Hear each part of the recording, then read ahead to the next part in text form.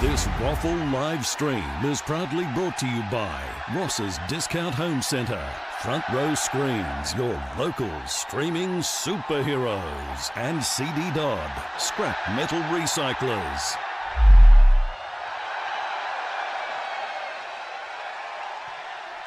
It is the penultimate round of WAFL action for season 2021, and what a game we have for you today. It is South Fremantle currently in second place on the ladder, taking on Swan Districts, looking for their fourth win in their last 5 matches and currently in 5th place. The Bulldogs, they've got a few players out, but they slightly looked off the pace in the second half in the game against West Perth, surrendering a 20-point lead to the Falcons to suffer a heartbreaking 6-point loss, with Schloith blanketed and Mason Shaw held to just 2 goals from 9 kicks. Swan Districts, meanwhile, their win against East Perth last week was down to their strong tackling pressure and forward presence of Aidan Clark, who booted 4 goals, and Jesse Turner proving a late runner for the Sandover with 28 touches and 12 marks in a dominant display. South Fremantle have won the last 8 games against Swan Districts and their last 7 here at Fremantle Oval by an average of 39 points. The Swans last tasted victory against the Bulldogs in 2017 and at Fremantle Oval in 2014. And round 15 was when they last met over at Bassendean. Schloith and Bleacherton, they had 33 touches each in what was a very solid performance. And up forward, Big Mason Shaw, the captain, tore it up with 5 goals from 17 kicks. But also it's a special milestone today. Well, 2 milestones, in fact. William Reddy, number 11 for Swan Districts. He's playing his 50th game. But also South Fremantle coach Todd Curley coaching his 200th game. And since that time, since he's been appointed South Fremantle coach, he's had 90 wins and he's aiming for win number 91 in what is going to be a very important game for both these teams, because this game will have massive implications as far as the final 5 is concerned, because any one of the top 5 can still snatch top spot on the ladder. We're in for a great day of football, and we certainly hope you can join us wherever you may be across Western Australia and around the world. We'll take a break, but when we do come back, Matty Chechens will join me to give us his scoop here on the pre-game, and then the first bounce here at Fremantle Community Bank Oval on Front Row Screen Sport. It's South Fremantle taking on Swan Districts.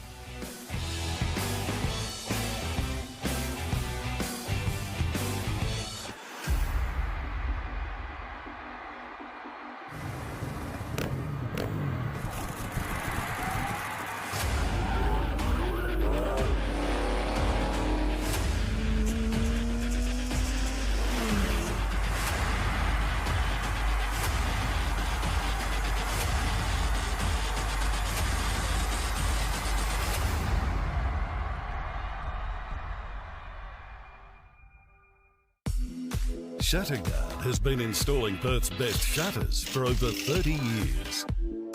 With no advertising signs on your front lawn and no sales gimmicks, visit shutterguard.com.au.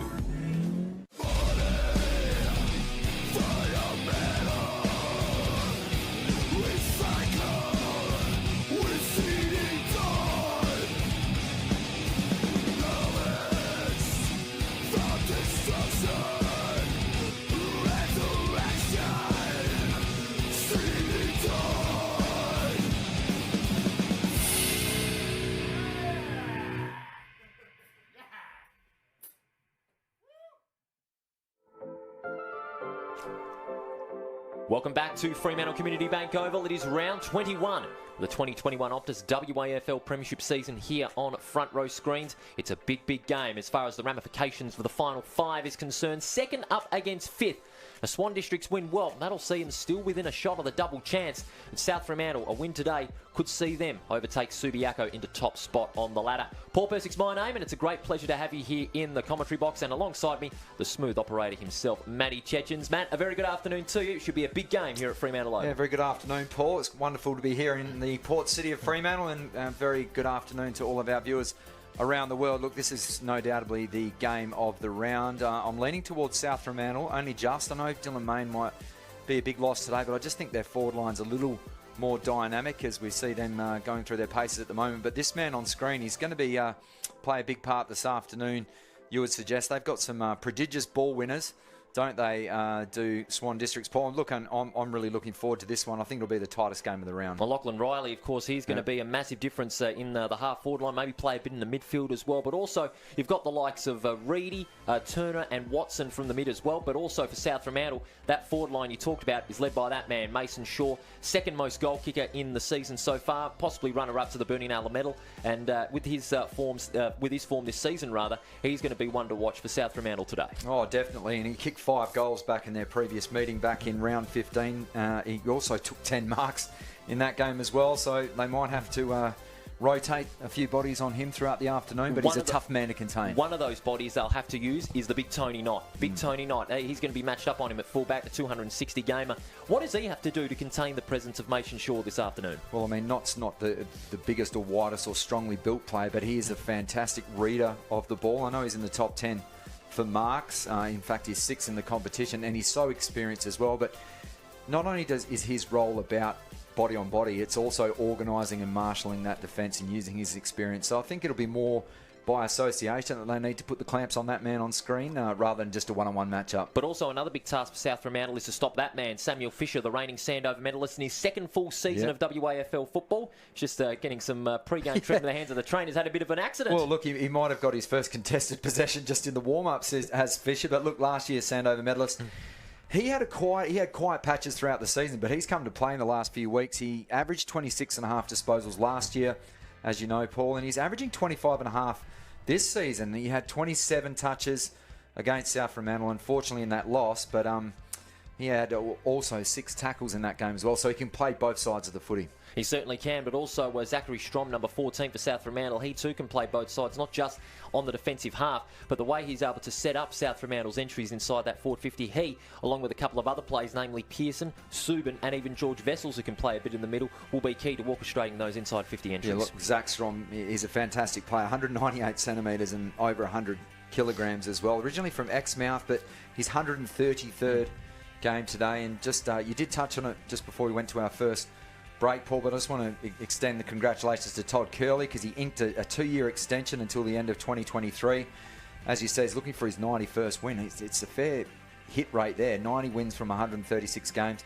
That contract, if he sees it through, and no doubt that he will, he'll become the equal longest serving coach for the Bulldogs. And keep in mind, he played 118 games in the AFL, was a fantastic player for the Bulldogs, originally drafted by Collingwood, and he was a 2-time premiership winner for your team that you so one-eyed support, Paul, and as we saw in the coverage last week. But premiership player in 91 and 95, and he's done work wonders. So not only a 2-time premiership player, but also winning the premiership last year. Let's go back to Swan Districts. Another one of their focus players, Jesse Palmer, up forward. He is a goal-kicking machine in the most recent times. He's going to be matched up against Noah Strom. He averages around 2 goals a game, but also 5 marks inside 50. He is going to be crucial on a Swan Districts forward line that, he's less small on paper, but has got great speed and flair. He's a fantastic recruit, obviously, and originally from the Northern Blues. So he's second.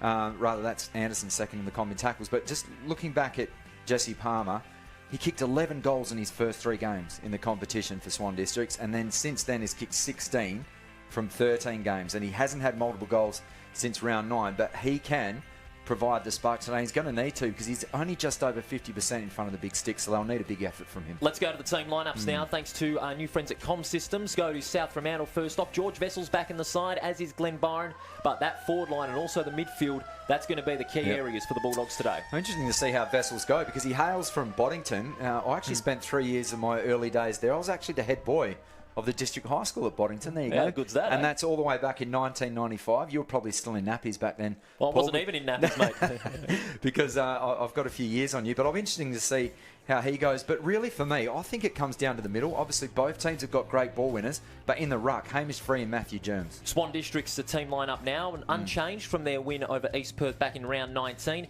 Urseg, Ireland and Stevens in the half-back line. Knott and Jetta tasked with containing that South Fremantle forward presence. Yeah, and that's going to be, they have their hands full. Just getting back to the ruck, Germs, he has really stood in well for Corey Galt. And look, unfortunately for him, and it's such a topic that's at the forefront of the media at the moment, he's out with concussion, hasn't played since round 15 in that loss to the Bulldogs. But Germs has come in, he's averaging 27 hit-outs per game, and then Hamish Free as well. He's really stepping into the big shoes of Brock Higgins, who I believe, Paul, you told me pre-game, is actually strutting his stuff in the reserve. So they're going to have some massive players and big-time hitters come finals time, South Fremantle. And come at a really good time too. And just before we get into the opening bounce, Matty, who's your tip today?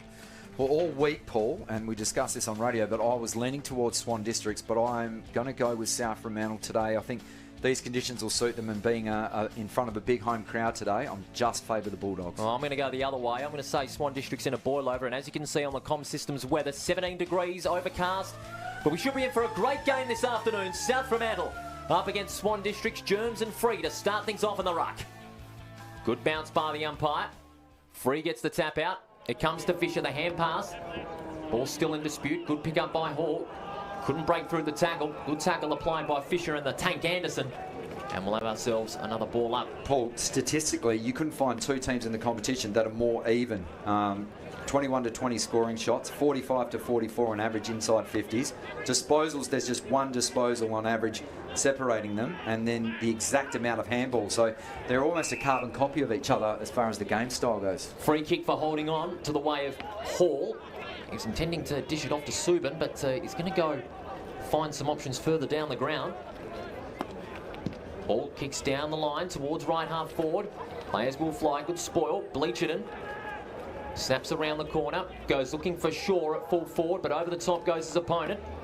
That being Island. Ninyet gathers onto the left foot. Kick smothered. Jones caught in the tackle. And they get it out eventually. It comes out to Miller. Schleuf. Was he caught high by Oseg? Umpire says no. That's brilliant umpiring too, because, I mean, the field umpires, Curtis, Snatton, McPhee and Evans, he dropped his knees there, Schleuf, and we see that at AFL level, and both umpires weren't going to be duped into that. So that's fantastic umpiring. And they've been really good all the season so far. In the OPTUS WAFL, Germs gets the tap out, and there's another holding on. Swan Districts will get the free kick. We'll go the way of Germs at centre half back. Germs being called to play on. We go across the ground, finding Urseg. On left half back. This is where Swan Districts can do plenty of damage when transitioning the football from defence into attack. And that's a good mark taken by Howard. Howard are not starting things off on defence. Down the line. Good mark taken by Fisher. Long probing kick towards right half forward. And a good mark over the top. And now South Fremantle can move it across the ground. Dragovic. Short pass finds Schlingsog, the former Geelong player. Down the line towards right centre wing. Donaldson flies high but couldn't spoil Howard. And on the second bite of the cherry, Howard takes the mark. And Swan Districts will have it on right centre wing. Dangerous kick but a worthy one. Finds Anderson. Oh, that's Palmer rather. Palmer centres the kick. It was a risky one. McQuilkin was in front. Got the hand pass out to Free. And he's going to go for the chip pass. Free will get it back. This is good movement from the Bulldogs. Long penetrating kick, 2-on-2. Shaw in good position. Got a second bite of the cherry. Shaw tries to get boot to ball. He's under pressure. Ninyet needs to back him up. Ball's at ground level. Shaw goes down. So does a couple of Swan Districts players, but the team tackle being laid. And we'll have ourselves another ball up. No score on the Ross's Discount Home Centre scoreboard. Swan Districts and South Fremantle here at Fremantle Oval. We've just played 3 minutes. Swan Districts early stages of this one. Looks as though they are organised across half back, and the umpire spots another free kick. It's going to the Black Ducks as Howard has the ball. The umpire just setting the mark. As we said, Snadden, McPhee and Evans, the man in Lyme today. Little chip kick to Jeddah. He looks to play on, brings it poorly into the middle of the ground, straight onto the chest there of his opponent in Mascos. They want to get on with it. A quick entry inside 50. Too much air on that one. Dragovic tries to spin his way, somehow manufactures a kick. So Schlensog, who's been up forward the last couple of weeks, steps around the would-be tackler of Jeddah. They feed it back in the end to Florenka. His centering pass. There's a bit of a chaos ball there. The Bulldogs will look to try and chase that ball down in the pocket, and Howard more than relieved to see the sanctuary of the boundary line. Another chance for Swan Districts to just get numbers back behind this stoppage. But it's all about their intent on how they dispose the ball from outside 50. That's something that they're going to have to work on after these early minutes. Not something that you're used to seeing at any level as Jeddah butchering the ball. Clever tap down from Germs. Hand pass was battered down, and the first shot for goal just misses to the left-hand side. So our first score, a minor one. That was well read by Florenka, I think it was, and through for a minor score. And we'll get to see the accuracy and the long leg now of Lewis Jeddah. Good to see him back in the lead team. Kicked 2 goals in round 15. Have a look at that, 60 metres, but straight down the throat of his opponent. They send it long and high. Well done, Knott. Got his left fist through the football. Numbers come in now. Little hand pass out the side to Ninyet. He floats it to Schlensog. He's corralled brilliantly. Just got slung off his kick. Is that holding the ball? Sling. Oh, it's a sling tackle. So the dangerous tackle on Schlensog. He looked as though he bit off more than he could chew, Paul, and he has been deemed to have been slung in that tackle, and Swan Districts will give up the first set shot of the afternoon. They're Turner not too happy about that one, that decision being made by the umpire, but it's all about the intent on how you hang on to that tackle, whether you let go once the player let goes of the football, but Turner just held on to Schlensog a little bit too long. Kicked 4 goals against Swan Districts back in round 15. The man that's second in the competition for marks and the first chance to draw blood through the big sticks, makes no mistake. So a little bit of reward finally for the Bulldogs. And Swan Districts will want to clean up their ball movement from across half back if they're going to stand any chance today, because we've seen that the Bulldogs have been able to get bodies back behind and basically quell any chance of a rebound inside 50. As we have a look, thanks to CD Dodd replay. Lovely ball drop, and a man that started down obviously at centre half back, but he can be he's much like Harry Taylor and how he was used in the AFL, and he can pinch hit up forward as well. Well, he certainly can. He can play at both ends of the ground. It's just his speed and pace through half back and in the half forward zone that really makes him such a dynamic player at both ends. 4-1 inside 50s, and they finally get their first major pull.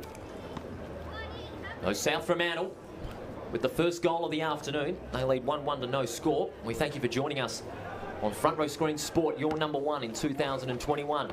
This round 21 clash here at Fremantle Oval. South Fremantle second, Swan Districts in 5th. Ball in the centre. Germs gets the tap out. Schloith got on the end of it. Hand pass comes out to Subin. Swings onto the left foot. Kicks towards centre half forward. 2-on-2. Miller got up. Couldn't get a bite of the cherry on that one. At a ground level, Dragovic got the hand pass out. Schloith can't take clean possession. He's backed up by Hall. Gets the hand pass out to Donaldson. He likes it from these. Can he take clean possession? He does. Snaps onto the right foot and finds its target in Kelly. Great mark, Manfred Kelly was on a good lead, and Kelly will have a shot for South Fremantle second. Probably playing for his spot in the side too, with all of those big names coming back for the finals action. But I like his game style. He's a bit of a human cannonball. He attacks the contest, and just read the drop of the ball. But something rare there is seeing Hayden Schloith fumble the football. Haven't seen that too many times. You don't see that every day. But Kelly, from 40 metres out on a tight angle, he's threaded it through. What a great goal by Manfred Kelly. And South Fremantle double their advantage. 2-1-13 to no score. 7 minutes gone on the Ross's Discount Home Centre scoreboard. His 8th goal of the season. He's pretty accurate too. He's 8 goals, 3. And started in the Armidale Junior Footy Club thanks to CD Dodd replay. And that is how you do it at home. Lovely high follow through. And from a tight angle, not much of a breeze to speak of today. The windsock rather limp across the ground. So may have just got a little bit of aid as that one managed to get sucked back in between the big sticks. So 2 unanswered goals. That's 5 inside 50s to just 1. And also South Fremantle have dominated the clearances so far, and that'll be an early concern for Swan Districts, especially since you've got a good midfield with Cipro, Anderson and even Fisher. Ball back in the centre. Germ's got an easy tap out. Off the ground by Subin. Towards their attacking 50, Miller and Urseg. Urseg keeping his feet.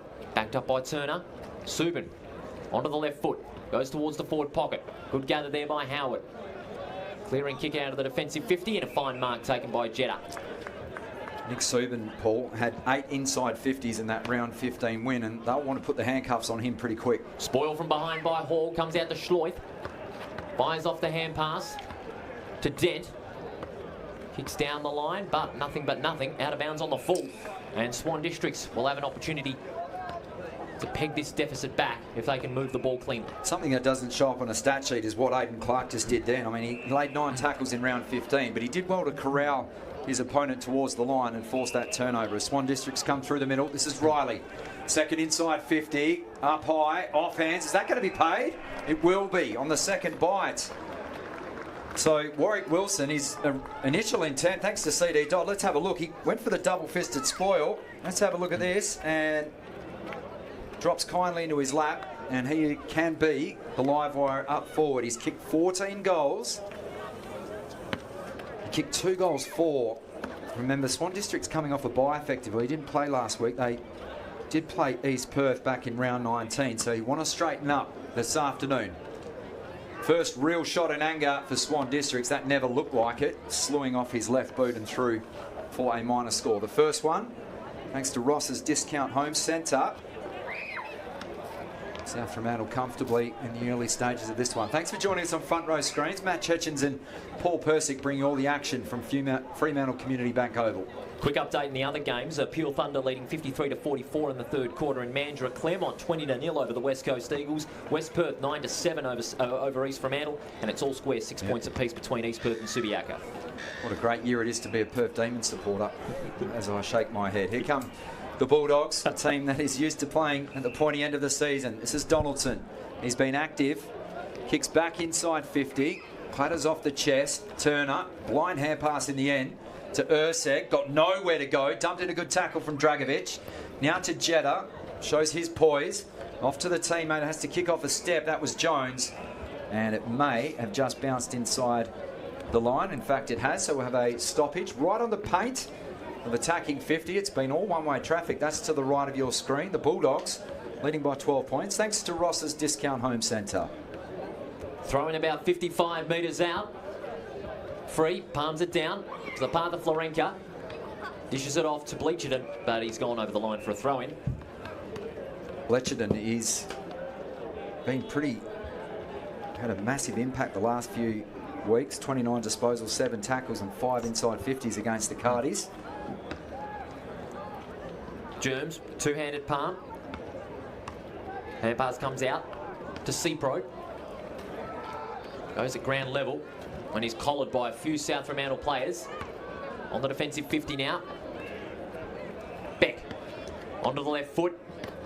Close to the boundary line. They need to get out of strife here, Swan Districts. Ball comes to Hall. Hand pass to McQuilkin. Pearson breaks through 2 tackles. Comes back to McQuilkin. Hall. High kick across the body. Players will fly. Spoil from behind from Beck. In fact, it's out of bounds on the full, so it won't make a difference. And Swan Districts will take the free kick. Beck will set Swan Districts up. Their intent of disposing the football has come into question in the early minutes of this first quarter, but now they're going to kick down the line. Players flying. And a fine mark taken on right centre wing. And that was Braden Noble. He's going to set it up towards the left half forward flank. Warwick Wilson over the top, but flying back is Zach Strong. A pure defensive marking player that can stop Swan Districts in their tracks today. Zach Strong, we mentioned him as a key in defence and even up the ground in the centre. Down the line. Spoil from behind. Front and square was Hall.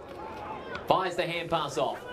Kicks across the ground. Urseg with a second bite of the cherry. Takes a good mark. Urseg on the attacking side of centre. He's got a couple of targets he can centre the ball to.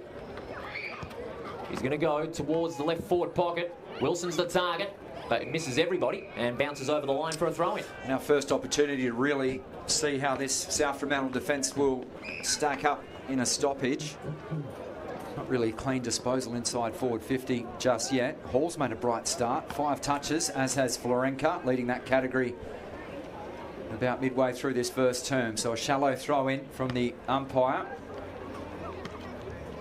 One down at ground level. Somehow the ball comes out. Running into a dead end was Frank Anderson, and he's been collared. And a chance for another stoppage. Nice defensive work there from Jason Mascos on this occasion. Tap down to Subin through his hands. They're in trouble. Back to Subin. Gets the relieving kick. Could be coming back. Just trying to shin it forward in the end there was Germs. Big collision there at centre half forward. So the hand pass gets fired back. Kicked around the corner from Knott. Comes off a series of hands and the players will run out of tarmac just there between right half forward and the pocket. Nathan Island can't keep that one alive. So 3 goals won. Originally from Bunbury Junior Footy Club. That's my hometown. Some serious athletes have come out of there, Paul. Oh, absolutely. Not just in football, but in motor racing as well. Actually used to live next door to the Crickies, believe it or not. Oh, how good's that? I was only 1 year old, but there you go. There's a name drop for you, the first one. Schleuf around the corner, starting to get active. Schlensog couldn't reel in the mark on this occasion. Somehow they keep the ball alive, and in on hands and knees is Alex Howard. He's a fantastic player, and chance for another stoppage right underneath the Ross's Discount Home Centre scoreboard. And it has the Bulldogs out by 2 straight kicks, 14.5 minutes played in the opening term. 6-4 tackles in favour of Swan District, so even Stevens in that. Miller finds the hand pass out. Kelly caught in a solid tackle by Clark. And the umpire says, give it to me once again. Swan Districts, they're needing a goal in response. They trail by 12 against this South Fremantle side. Looking strong at this point in the year. Despite that loss to West Perth last week, they are still a side touted for the premiership in what is going to be a very open final series come September. The 2 number 23s going at it. Miller pushed out of it, but the umpire doesn't blow the whistle. Good tackle being applied. Pressure really on both sides today. Stake their claim for the double chance. Only 1 win separates 2nd to 5th on the ladder.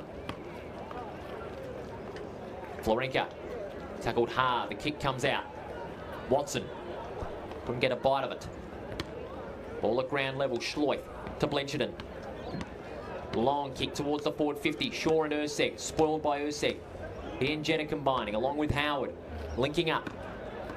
Kick outside defensive 50 towards the centre wing. And a free kick will go the way of Swan Districts. Palmer. Well, he's played most of the season up forward. And he's going to go for the short pass and find Clark. Moves it on immediately. They've got something going here. Handball partially smothered. And now Strom regathers for the Bulldogs. Inboard kick to Miller. Releasing Schloith. He goes for a run. Kick towards centre half forward. Urseg and Shaw. Nignet's the other target up forward. Bounce favours Nignet. He goes around the corner towards the goal square. And it's going to be nothing but nothing out of bounds. And it'll be a boundary throw in about 15 metres out from the Bulldogs' goal. Ben Mullaney, thanks for joining us. Also Jerome Morrish, Peter Pilling and Donna Blewett, welcome to the call. And a shout out to Julie Green watching at home as well. She was the 4-time Registrar of the Year, I believe, in the education system. Very good afternoon to you, Julie. Boundary throw in. Tap back to right exactly where it was started as the sun begins to shine here at Fremantle Oval. Schloith exchanging some pleasantries with his Swan District's opponent inside South Fremantle's forward 50. Now 30 metres out from the Bulldogs' goal. Schlensog trying to work it to the front. Fisher, his kick smothered. Good play by the Bulldogs and getting it out of the congestion. Dent. Up and under kick. But it's out of bounds on the full. Swan Districts will reset now from the back line through Jetta. And they stream it across the ground. Not. Goes across and finds Urseg. Be a damaging player on the half-back line. Urseg, his kick. Over the head of O'Sullivan. McQuilkin was able to gather and enforce the turnover, but Swan Districts get it back through Fisher. Beck swings onto the left foot, and now they're going to thread it through the middle now. Riley, prolific ball handler he is, swings it onto the right foot. Goes looking there for Wilson, but a second target. No mark. Umpire calls play on. Swan Districts at ground level. South Fremantle have numbers at the back of the football. Dragovic fires the hand pass out, and the Bulldogs are clear. No mark to Schlensog. Umpire calls play on. Fisher sends it long towards forward 50. No mark. Good play in the end there by Ottaviano. Got the hand pass out. They're on. O'Sullivan fires the hand pass out. Quick kick to the top of the goal square. Clark, no mark. Wilson taps it over the line for a behind. And Swan Districts get their second score of the afternoon. 13 playing 2 on the Ross's Discount Home Centre scoreboard. 19 minutes into this first quarter. 9 tackles he laid back in round 15, and he's in good form. Kicked 4 goals just 2 weeks ago in their last game against the Royals. So they only got 2 behinds to show for it, but there's positive signs across the back at the moment. So South Fremantle bring it back in. Out towards Schlensog, not paid the mark on this occasion. Fisher, so good in tight with those quick hands. Kicks in towards that man Clark. He rose, got a nice sit and reeled in a highlight mark. He got the nice sit on Zach Dent, just managed to ride him, get a bit of levitation off his hip and managed to bring it in, and he's going back with intent. He's got the long hair. He's got the long hair. Yeah. He's got the long sleeves. Bit of Trevor Barker vibes, I must say. Another Bunbury product. He's in the good pocket for a left footer. Set shot on its way. Have the Black Ducks got there first? Yes, they have. That's a great mark and finish. Aidan Clark becomes the first goal kicker of the afternoon for Swan Districts. Just 32 games, but he's got a promising future. Thanks to CD Dodd for the replay, and his teammates on the goal line knew it. And that's just a quiet little point to the crowd, and they needed that. They certainly did, because they were getting very desperate in the last 5 minutes. The way they were disposing the ball hasn't been very good for much of this opening quarter, but they were able to get it together in that one passage, threading it through the middle and able to lock it in inside that forward 50, and that's a well-deserved goal for Swan Districts to spark them back in this first quarter. So back into the middle within a straight kick now, Swan Districts, for all of the possession and disposals that the Bulldogs have had. And speaking of which, Jake Florenka leading that category, 8 disposals so far. Leading the way is Brandon Urseg, as we'll get the centre bounce recalled. Urseg also with 3 marks as well, so he's starting to stuff the stat sheet. The inside 50 count, 10-8, so great work getting back into this one. Perfect bounce this time. Well done, Fisher again. Fed it off to friendly Noble, who kicks him inside 50. Bit of a chaos ball in the end. Nice work at the back from McQuilkin, but his hand pass will be intercepted. Strong tackle there. Going in hard for the footy was Zach Dent, and we'll wait for another stoppage, and it comes. So just a 5-point margin. Wouldn't imagine it to be a long opening term here. That's a convincing win down now by 3. Been such a great addition to the team, and backfilling for Higgins, who's almost on the return. South Fremantle riskily across their own goal. Byron feigns the hand pass, eventually does so. So on the broadcast wing, a high ball, Knott sits under it with Nin yet. Comes down at ground level. Howard's on the scene as well. This is Kelly, lowers the eyes, had his kick smothered, but it bounced kindly back into his hands. They can go inside 50. Well done defensively from Chris Jones. Now they're losing ground. They're heading back towards their defensive goal square. Jack Watson shows a little bit of poise. They'll be happy for a stoppage there. In fact, it goes out just now. But that's probably a win for Swan Districts, because South Fremantle, when they get that slick ball movement, can be tough to contain. But they're managing to stand up to this forward half pressure, you would say, Paul. Yeah, I'd have to say they're able to stand up very well for much of this opening quarter, and despite being 2 goals down at one stage, they were able to get one back through the spectacular mark and goal of Clark, and they should really be pleased with themselves, especially Adam Pickering, with the effort that they've put together thus far. Ball up just inside South Fremantle's forward 50. Germ's got the tap out, comes out to Fisher, gets boot to ball, bounce unfavourably for Wilson. He gets the punch away. Swan Districts now have got it, but they're outnumbered in the contest. South Fremantle win it out. Hand pass to Bleacherton. Bleacherton's left foot kick goes looking for Dragovic, but Fisher was right in front, and it goes over the line for a throw-in. Nearing the 23-minute mark, it won't be a long opening quarter, as you said. South Fremantle leading by just 5 points here at Fremantle Community Bank Oval. Bleacherton starting to come into the game, Paul. He's up to 4 disposals, had 2 inside 50s, and will be a key part this afternoon. Florenka fires it off to Vessels. High kick towards the attacking 50. 1-on-1, no mark to Shaw. Donaldson gets boot to ball. Urseg and Schlensog going at it, but it's Urseg who wins out. That left foot kick was on Mongrel. Donaldson fires it with the left foot. Goes looking for Ninyet, but Jetta with the intercepts with a long torpedo. But that's gone about 60 metres, but it is covered off by number 30 in Blaine Wilson. He's going to go back inboard towards the forward zone. Schlensog takes a fine mark at centre half forward. And Schlensog, he will look to settle things down and go for his second goal. And what would be a very perfect end from their point of view, South Fremantle in the first quarter. Former Geelong player, played a bit in the VFL, the Geelong side, before coming back to WA. Started down back, and now he has since spent a lot of time in the half-forward zone. So Blake Schlensog to make it 11 points. Drop punt on its way, and it is across the face. And it's not even going to be a behind. It's out of bounds on the full. And Swan Districts catch a lucky break there. And it'll go the way of Alex Howard for Swan Districts. Schlensog, yeah, that one wasn't going the way he wanted it to. He just hooked it on the follow-through. Howard, long kick towards right half back. Reedy over the top, no mark. And South Fremantle with numbers out the back. Recover the football. It's back towards the half-forward zone. Schlensog flying and takes another good mark. Blake Schlensog has had a strong first quarter. He's taken 3 good marks. And he's proving a bit of a threat, Matty Chechens, inside that forward line. Yeah, they're not getting that heat around the ball that's coming inside 50 either, which is what held them in good stead in the early stages of this first term. And I think South Fremantle just picking off their targets at will now. So Blake Schlensog, he'll have a second chance at goal. This will be for number 2. 45 metres out and across the face for a behind. 6 points the difference in favour of South Fremantle. 14 playing 8. Here at Fremantle Community Bank Oval, the Swan Districts reset it quickly. The kick comes looking for Jones. Good mark on right half back. Jones has Turner and Fisher as targets, but their leads been ignored.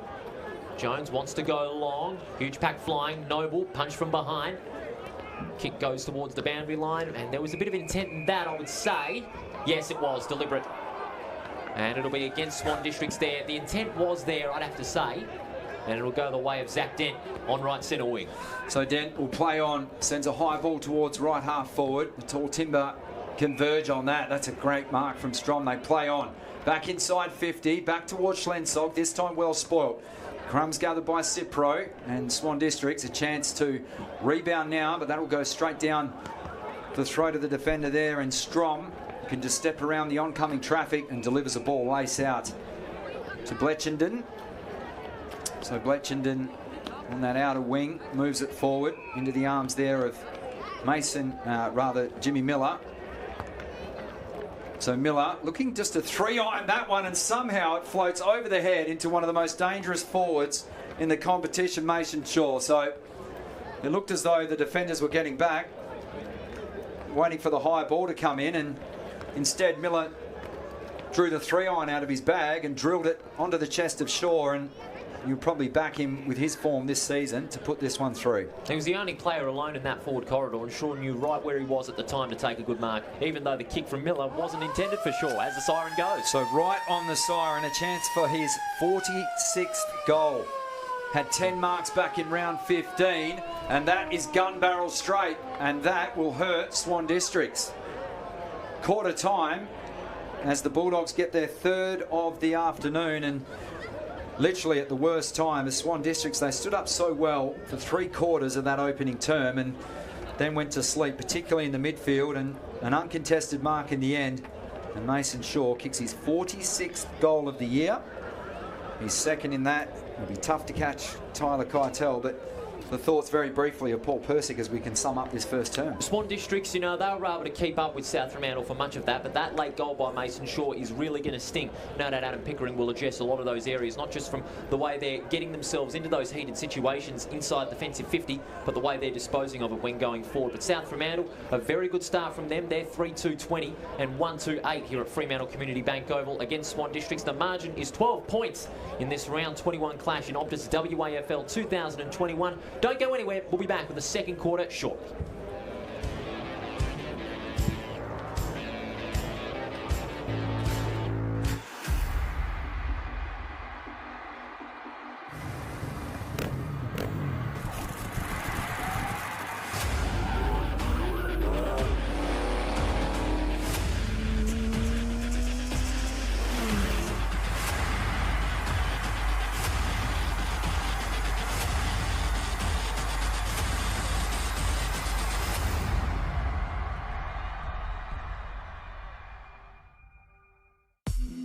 Shatterguard has been installing Perth's best shutters for over 30 years.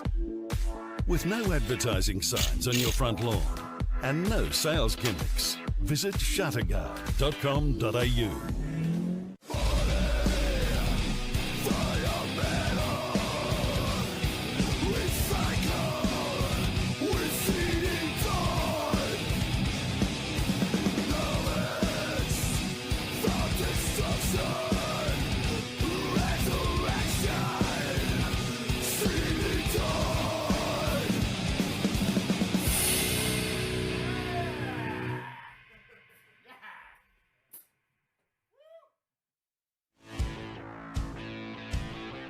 Welcome back to Fremantle Community Bank Oval. The reigning premiers in your picture. They have a quarter-time lead of 12 points, 3-2-20 to 1-2-8 as we welcome you back to our round 21 coverage of this match of the round. Second versus fifth in round 21 of OPTUS WAFL Premiership Season 2021. Paul Persick and Matt Chechens with you on this overcast Saturday afternoon here at the port of the port city of Fremantle. And Matty, it was a very even first quarter for much of it, but it belonged to South Fremantle on the basis of their ball movement and their tackling pressure in the centre. Yeah, correct, Paul. And as we have a look at the highlights, thanks to CD Dodd, it was 10-8, the inside 50 count with just 6 minutes remaining in the opening term, Paul, and it's ended 17-9. So they piled on 7-1 inside 50s. And as good as the Swan District's defence was, they couldn't manage to stop that. So the barrage of artillery coming inside 50, and Shaw with a very late goal. This man's been good. The only category that Swan District's leading at the moment is the marks, and that raised my eyebrow because I thought Schlensog was amazing. Miller was a good forward, rather target up forward.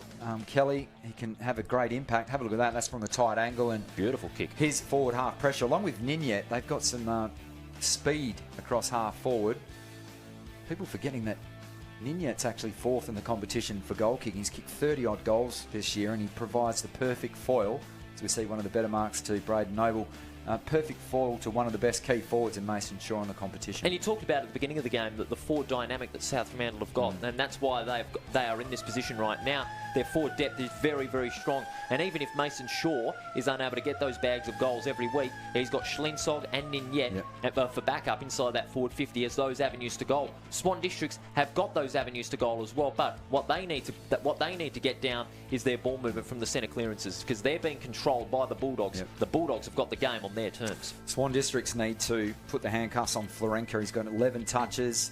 Donaldson as well has been great. He's had 3 inside 50s. And you have a look at the major ball winner for Swan Districts is Fisher with 8 disposals. Now, half of those hand passes. So he does rack up a lot of the football, but he's more of a happy handballer, shall we say. So they need to get going. We haven't really cited Frank Anderson throughout the call. I think he's had a tremendous season, and no doubt that Pickering will be addressing that at the moment. And I think Strong across half back at the moment, he's been key in marshalling that defence, because they evened up that inside 50 count, and then all of a sudden South Fremantle just went, nope, we're not going to have that anymore, and they choked their supply, and that happens up the ground in the midfield. So no real winner in as far as hit-outs and the centre clearances at the moment, but the proof's in the pudding when you're coming out of half back, and I just think Swan District's butchering the footy a little bit. Also, Brandon Urseg with 8 disposals in that defensive 50 really proves that, you know, they have got some intent inside defensive 50, but just the supply is not there. Yeah, and you know, if your halfback, it's a bit like Sydney, isn't it? If your halfback's leading the disposals, I mean, how many of those are going to be damaging to your opponents? They can chip it across halfback as much as they want at the moment. So I just think their rebound game hasn't really started. And I was looking forward to seeing Jetta maybe providing a bit of that. He had a 60-metre barrel towards the outer side of the ground that was easily chopped off, and he's missed a couple of targets in and around. I know he's had injuries throughout the year and he's winding down his career, and what a fantastic player he was, but I just would have expected more cleaner ball use from him, particularly in that term. Round the grounds for some of the other games in round 21. Peel Thunder broken away to a 30-point lead over Perth, 11-9 to 7-3. Oh, yep. And speaking of demolitions, Claremont against the West Coast Eagles, 8-5 to 4 behinds in the first quarter. Claremont lead. It's a bit closer over at New Choice Homes Park. East Fremantle leading West Perth 25 to 21. West Perth's inaccuracy sort of biting them in the bum a little early, and Subiaco leading by 6 points over their co-tenants East Perth in at Leaderville. Well done, Paul. That's the first time you've been critical of your own club. Well, I've got it in the commentary box. Turn it up. Give me a break. They could be a danger team. And I tell you what, we both called the East Fremantle game last week. How good was Dylan O'Reilly? Kicked 3 goals in that game, plucked everything, and actually chatted to his mum, because his mum's a teacher at our school, and she was very impressed. And look, he provided something up forward. And John O'Marsh, when he comes to play, but I think East Fremantle got a big future as far as next year. I think they could crack the top 5. Well, it's a big year for them, not only moving their home games to the WACA for the next 2 years, but the enthralling prospect of them getting into the 5 is really, really good. And AFL finals in full swing as well. GWS leading by 23. And that could be a boil over Sydney, who were touted as premiership, sort of contenders fleetingly throughout the year. And it looks as though they're stumbling down there in Launceston at the moment, 5-4 to 9-3. So the Giants doing what matters, and that's putting the ball through the big sticks. Stay tuned right here, ladies and gentlemen. We've got a big contest coming your way here at Fremantle Oval. Second quarter, South Fremantle leading by 12 points. This all-important round 21 clash. It's a big round of footy, so make sure you stay with us here on Front Row Screen Sport. There's the bounce. Free getting the easy tap out, but it comes to Germs. Hurriedly gets the quick kick out of the centre square, but it comes back. Free, under a bit of pressure now. The hand pass comes out. Bletchenden fires it off, but well played by Jetta. He's going to clear for Swan Districts now. Inside left half forward, no mark. Palmer taps it forward, but South Fremantle with numbers out the back through McQuilkin, linking up with Bletchenden. Kick towards left centre wing, good spoil from behind, and it's going to go over the line for a throw-in. Just crunching some of the numbers, Paul. Both of these clubs very good in the second term. South Fremantle have won 12 out of their 15 second terms, and Swan Districts 11 out of their 16. So, and obviously the one draw for South Fremantle. So two teams that take a little time to warm up, but they're very good traditionally in this second term. 3-2-20 plays 1-2-8 as Reedy fires it towards the half-forward line. No mark. McQuilkin and Strom trying to keep the ball in play, but to no avail. Talented family, because Mim, the younger sister of the two brothers, also plies her trade in the Waffle W competition. She's a fantastic key forward or key back as well. So be a pretty competitive Christmas, I would suggest, in the Strom household. No doubt about it. Free. Roves it brilliantly off his own knock. Hand pass to Schloith. He links up with Bletchenden. Kick out of left half back. Urseg running back, but sport from Ninyet. Do you get a hit out if you knock it to yourself? It still classifies as a hit out, I'd have to say. Yeah. A few minutes into the second quarter. 12 points the difference, South Fremantle and Swan Districts. Some interesting characters at the ground. We just saw a WWE mask. Someone in a wrestling outfit just walked past Paul. It's either Rey Mysterio or Kane, but who knows. High kick. Free, couldn't take the mark, but good intent. Wilson. Across his body, up and under kick. Flying high there was Germs, and he takes a good mark on left half forward. He's got options, so he's going to swing inboard onto the left foot. Palmer in front, no mark, and it'll be over the line for a throw-in. Swan Districts trailing by 12 here at Fremantle Community Bank Oval. We're glad you can join us on FRS Sport, your number one in 2021.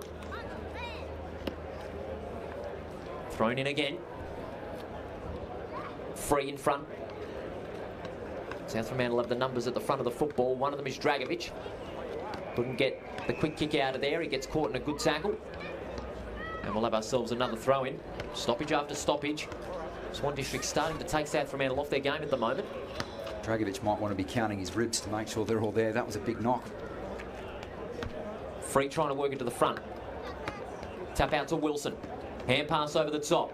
Intended for McQuilkin. Swan Districts with greater numbers. Kelly goes at ground level. Ireland. Turned over, but he was held on. Ireland will take the free kick. It's against Schloith. And Nathan Ireland, the former Bunbury junior, will have a shot for Swan District's first of the second quarter.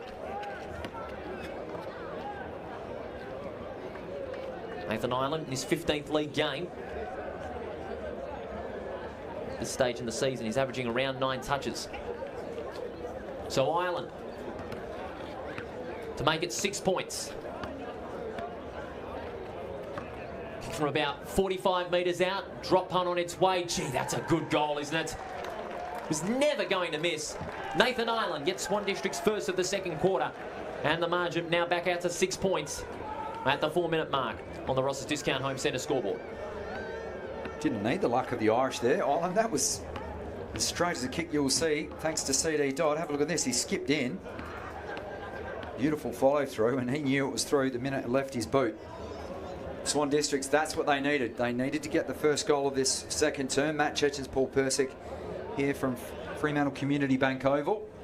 Overcast conditions, but quite muggy this afternoon. Plenty of people down here.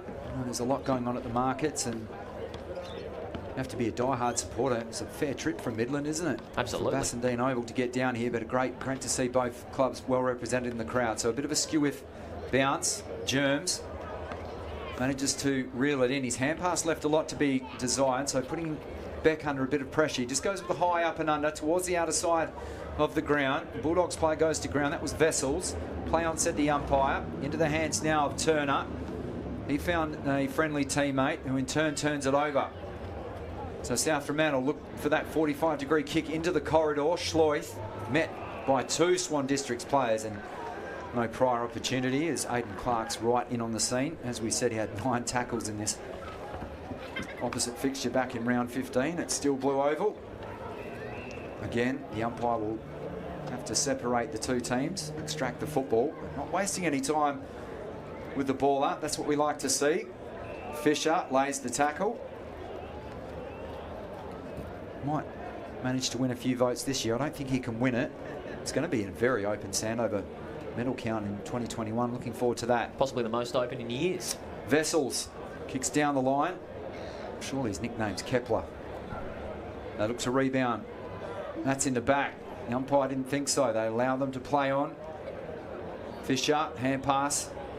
They link up well. Clark did it. They kick down towards half forward. Interesting ball for the Bulldogs defence to try and navigate. Hand pass received now by Dent.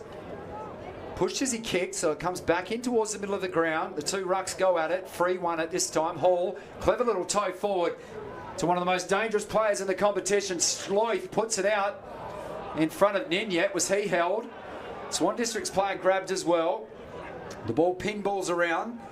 Somehow it's won by Swan Districts. That's a shocking kick coming out. Asking a lot now. He gets spun in the tackle is Beck. That's twice in about 5 minutes. Oh, that was slick from Turner. But the hand pass chopped off. So here come the Bulldogs going the other way. Schlensog and also the big man in Miller were the key targets there, but not hitting them up on this occasion as Schloith. Good hustle from him and another piece of play that doesn't get rewarded in the stat column, but that was great tenacity there from the veteran. He just kept on running towards the football. Beck, who was the intended target for the mark, you can't just wait around and expect the mark to come at you, especially when Schloith is coming in hard for the spoil. So Swan Districts have only kicked 2. They obviously haven't been able to kick back-to-back goals. Now there's a whistle. Free has given away. Against Miller for a push. Yeah, Miller rather, who was doing the ruck duties, and a chance now for the Black Ducks to rebound across half-back. Germs from left half-back. Kicks long towards right centre wing. Getting a fist on it was Pearson. Picked up by Dent. Breaks through the tackle. That's well done. Dent fires off the hand pass out towards Pearson under pressure. But he's caught in a good tackle. The umpire says, give it to me. And we'll have a ball up.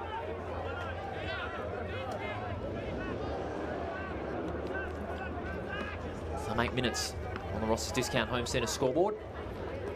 South Fremantle leading by 6. Fisher swings onto the left foot towards a 2-on-1. Well spoiled by Dent. It comes out to Clark. Clark goes to ground, but Anderson, the tank, fires it back with a hand pass intended for Fisher. But it's intercepted by a couple of Bulldogs players. The kick towards centre wing. Shaw stayed down, went flying for the spoil. Shaw, hand pass out to Schloith. And now they're away, the Bulldogs. Beautiful hand pass over the top. It was a hospital one. Turner ran onto it. Onto the left foot. High kick towards a 1-on-1. And a good mark by Wilson. Wilson on right half back. Buys it off to Dragovic. Well, that's Bledgenden rather. And this is Florenka. Florenka just on the edge of the centre square. He can go short and find Schloith. Schloith sizing up his options. He's going to go across the ground. He's pressured by Ireland. Bumped off it as soon as he kicked it.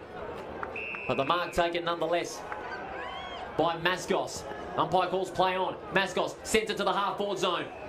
Great mark. Donaldson fires off the pass, releasing a teammate in yet. Oh no, that's Donaldson rather. Donaldson takes the mark. Well done, Nick Subin. He just lowered his eyes there, whereas perhaps a younger player would have just blazed away. Or at least try to put the ball up to the kick-off line, but he just lowered his eyes, the ex-Fremantle Docker player, and found Donaldson. And once you get your shoulder past your opponent, not much chance if you're a defender. Brandon Donaldson in his 78th game. He kicked 5 goals in 1 game during the season. That was the Derby a couple of weeks ago. Donaldson from 40 metres out with the left foot. Straight through the middle. Donaldson gets his first and the response for the Bulldogs. It's now back to 12 points, 4-2-26 to 2-2-14. Here at Fremantle Community Bank Oval, we've reached the 10-minute mark of this second quarter. As you can see, not the tallest man. He's 170 centimetres and just 65 kilograms, but that didn't stop him in their previous contest, Paul. He took 10 marks in that game and kicks his 18th goal of the season, so can do it above the shoulders and as well at ground level. So the immediate response there for the Bulldogs, and that's got to take a little bit of the wind out of the sails of Swan Districts. And especially this early in the second quarter. We've only reached the 10-minute mark, and the margin now 12 points. Another good season Brandon Donaldson is having for the Bulldogs. 4-2 playing 2-2.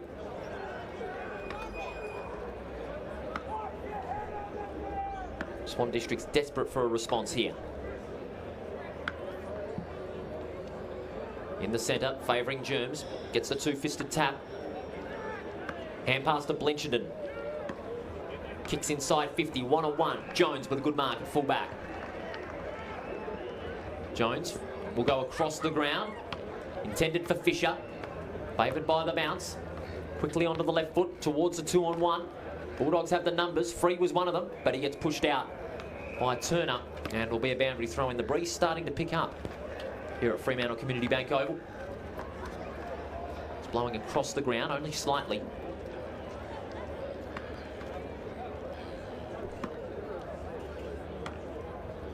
Boundary throw in to the right-hand side. Free, beautiful tap out. Hand pass comes out. The umpire's blown the whistle. It's a dangerous tackle. And it will go South Fremantle's way. Releasing Byron. Kick towards right half forward, looking for Hall. Bounce not favouring him or Urseg. It'll be over the line. In fact, it's out of bounds on the full. Free kick will go Swan District's way. Will be taken by Beck. Beck sizing up his options. On right half back. Kicks to the middle. Free, leaping high. No mark. Umpire calls play on. Dent across his body. Over the head of Clark. Good gather by Clark. And a good attack of the football. Likewise for Schlensog, who applies a strong tackle. We'll have ourselves another ball up. Important passage coming up here for both sides. This stoppage after stoppage really frustrating Swans at the moment, especially since they're behind by two goals. Another entry for the Bulldogs. Ball bounces in favour for Shaw, but he can't take clean possession. Hand pass comes out to Turner, fires it off to Urseg. And now they're clear once again. The Black Ducks, the kick towards Wilson. And he's been paid the mark. Wilson immediately plays on, and that's a good kick. Loops it over the top to Turner. Another beautiful hand pass, although it was a hospital one, towards Riley. His snap kick, easily intercepted by Wilson. Finds it off to Dent and goes across the ground. And South Fremantle can clear. Byron. Oh, he gets bundled out and a good tackle. What's the umpire going to say? Holding the ball. Free kick will go Swan District's way. The tackle being applied by Jesse Palmer. Palmer from left half forward. Goes down the line. No mark. Ireland overruns it. Mascos trying to pick it up, but over the line for a throw-in. Palmer hasn't been sighted inside 50. He's having to come up between half forward and the non-broadcast wing to just try and get a disposal at the moment. Important stoppage, particularly for South Fremantle to stand up. They've responded to the only goal. Kick to the right of screen. Schleuf, he's getting active. Clearing kick towards the outer side. Oh, the one-handed attempt from Shaw. Couldn't reel it in. Contested footy to be won, and Turner did brilliantly. They loop it up. Now they've linked up. Back inside 50. Better disposal this time. And almost like it was on cue, we called for Palmer. In fact, that's Sam Fisher now. And a chance for him to go back for, I wouldn't say a rare goal, but he's kicked 13-8 on the season. Can go forward and kick goals. Most of those from stoppages, but we'll get a good view at the former Northern Blues player.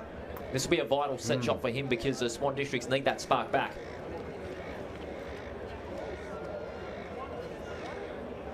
So starts his approach. The drop punt on its way. It spins awkwardly, but it's effective. Second goal of this second term for Swan Districts, and they edge A little closer to South Fremantle on the, thanks to the CD Dodd replay, and probably not the best ball drop to have a look at if you're watching from home and you're a youngster looking to play your trade. A little skew-if, a little low with that ball drop, but it's effective in the end. Don't get extra points for style, do you, Paul? No, unfortunately not. But at least you get 6 for putting it through the big sticks. So he looks to be resting down forward now. Spends probably 99% of his time on the ball. So we go back to the middle of Fremantle Community Bank Oval. Hope you're enjoying the coverage. 4-2 plays 3-2. Ross's Discount Home Centre scoreboard. Thanks to Front Row Screens, CD Dodd as well. And of course, OPTUS, wonderful supporter of the WAFL, as we have another stoppage. 2-on-1 gang tackle. Bletchenden has to reluctantly hand it back to the umpire. Can Swan Districts do what they haven't been able to do and kick back-to-back goals? Dragovic rather tries to send them forward. Up towards right half forward. Ninyet feigns the hand pass, lowers the eyes. Centering ball dangerous. Well done. Was not in the end. In fact, it was Howard. Left fist now Schlensog. Awkward ball for him, but the big man just stepped across the oncoming traffic. Now backpedaling a little to give himself some room was McQuilkin. Can he deliver inside 50? Off hands. Snap goes straight up this chimney chute in the end from Donaldson, and that's a bit of a chaos ball in the end. Somehow it's still kept alive. Numbers favouring Swan Districts. Urseg racking up a lot of possessions across half-back today. And that is an infringement on the outer side of the ground, and another chance now for the Bulldogs to set up at right half forward. Looks for the centering ball towards Schlensog, sets himself off the hands of Knott. That's Ninyet. Swinging right boot around the corner is sensational. So a goal literally out of nothing, and that's what he does. And he's done it for years. 2-time leading goal kicker at the Demons, and that's why they've recruited him. Have a look at this. Thanks to CD Dodd. They don't call it the hot spot for nothing. Schlensog couldn't take the mark. Clever little pat down to Ninyet. That's his 37th goal of the season. That is superb. He's in the top 5, and for that reason, ladies and gentlemen. It was a brilliant setup from Schlensog to get their hands onto it, to allow Ninyet to break free from the hot spot and go for that snap towards the goal, and it was a well-deserved one too.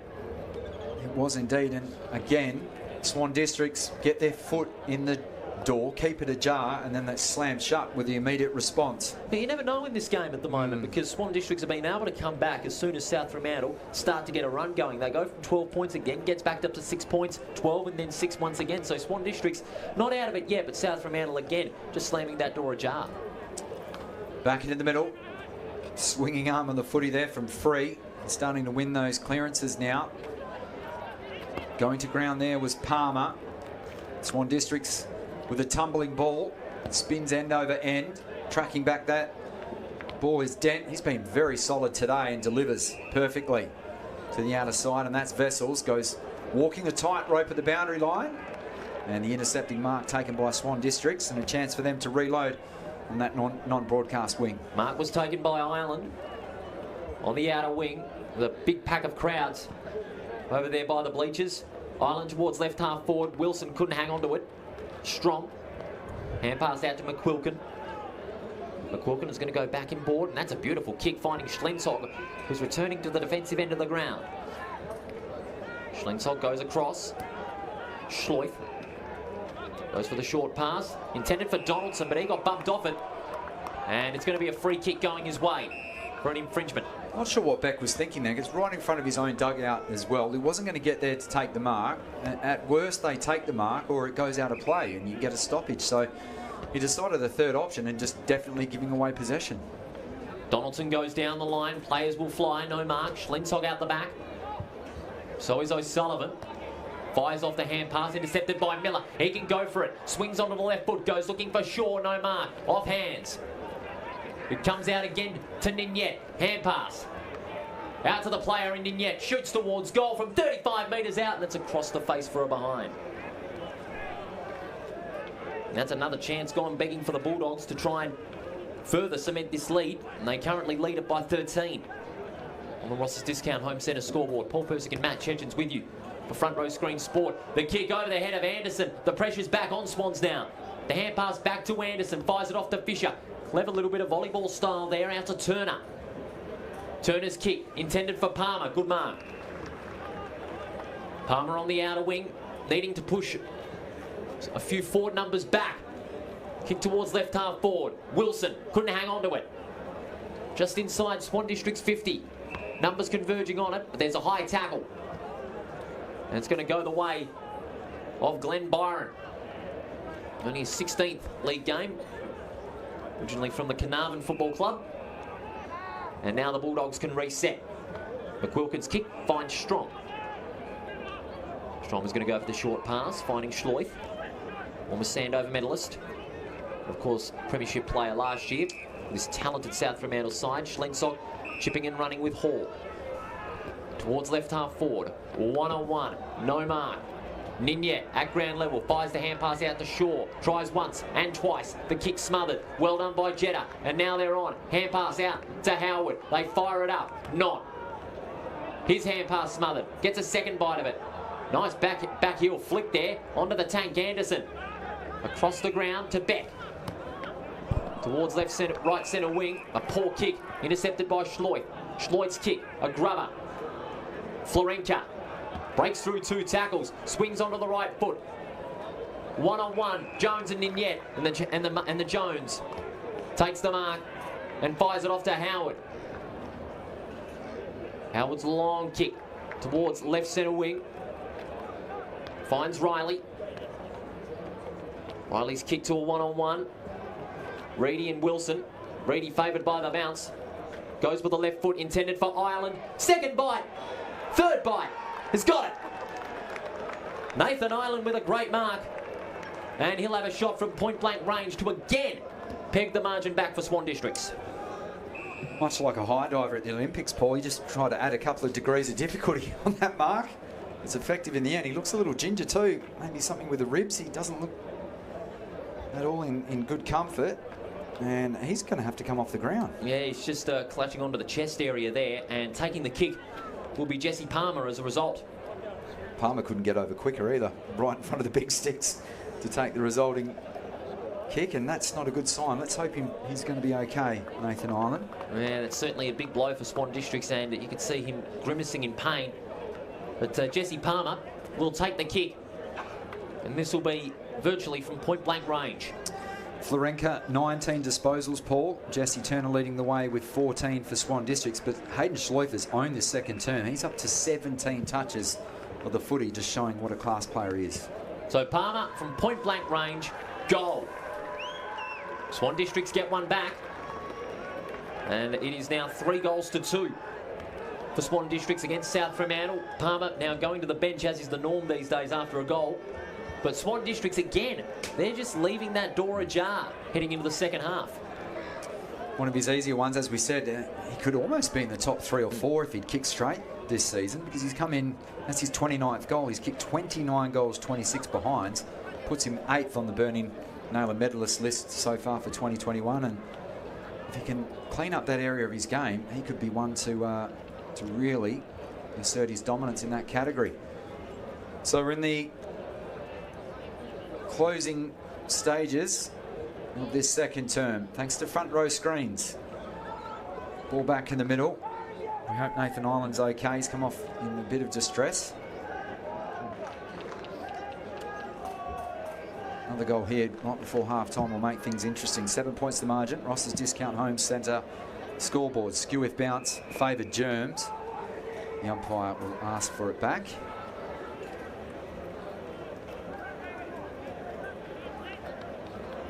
It's the first time anyone's actually wanting to receive something off Germs. Ball back in the middle. Outpointed this time, trying to spin through was Dragovic. How good was that? Contested footy, and then puts a bit of air under that one towards half forward. Well sport at the back from Miller. Schlensog there to wrap up the Swan District's defender and force a stoppage here in the closing stages. That's been a fascinating battle as Knott gives the ball back. Schlensog with an early goal. Germs won it down, right hand. Florenka. Back to Dragovic off a step, and that impacted that delivery inside forward 50. Chris Jones has been pretty handy across half back. Kelly just manages to get his hands to Knott, but couldn't affect the kick. Tough footy to be won. Spun in the tackle there of Riley. and no prior opportunity, says the umpire. They've been superb. So George Vessels, he's been at the bottom of a few packs in the second term, Paul. Yeah, Vessels certainly has really worked hard in the contest, but Germs flies high, snatches it out of the ruck, hand pass out to Cipro, Reedy over the top to Fisher.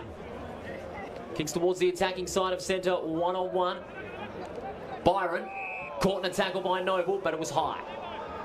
Free kick will go Byron's way. Byron from right half back will reset for the Bulldogs as we're approaching the dying embers of this second quarter.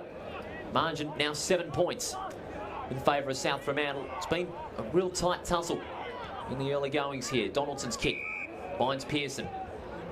Pearson's going to go across the ground. That's a beautifully judged kick to the runner McQuilkin. And again McQuilkin finds a target. Subin fires the hand pass off, and the Bulldogs are deep into attack now towards Kelly, leaping high. Couldn't take the mark, flying to his left. And it'll be another boundary throw in about 35 metres out from the Bulldogs' goal. Another one here, and it'll put on more pressure on Swan Districts heading into the second half.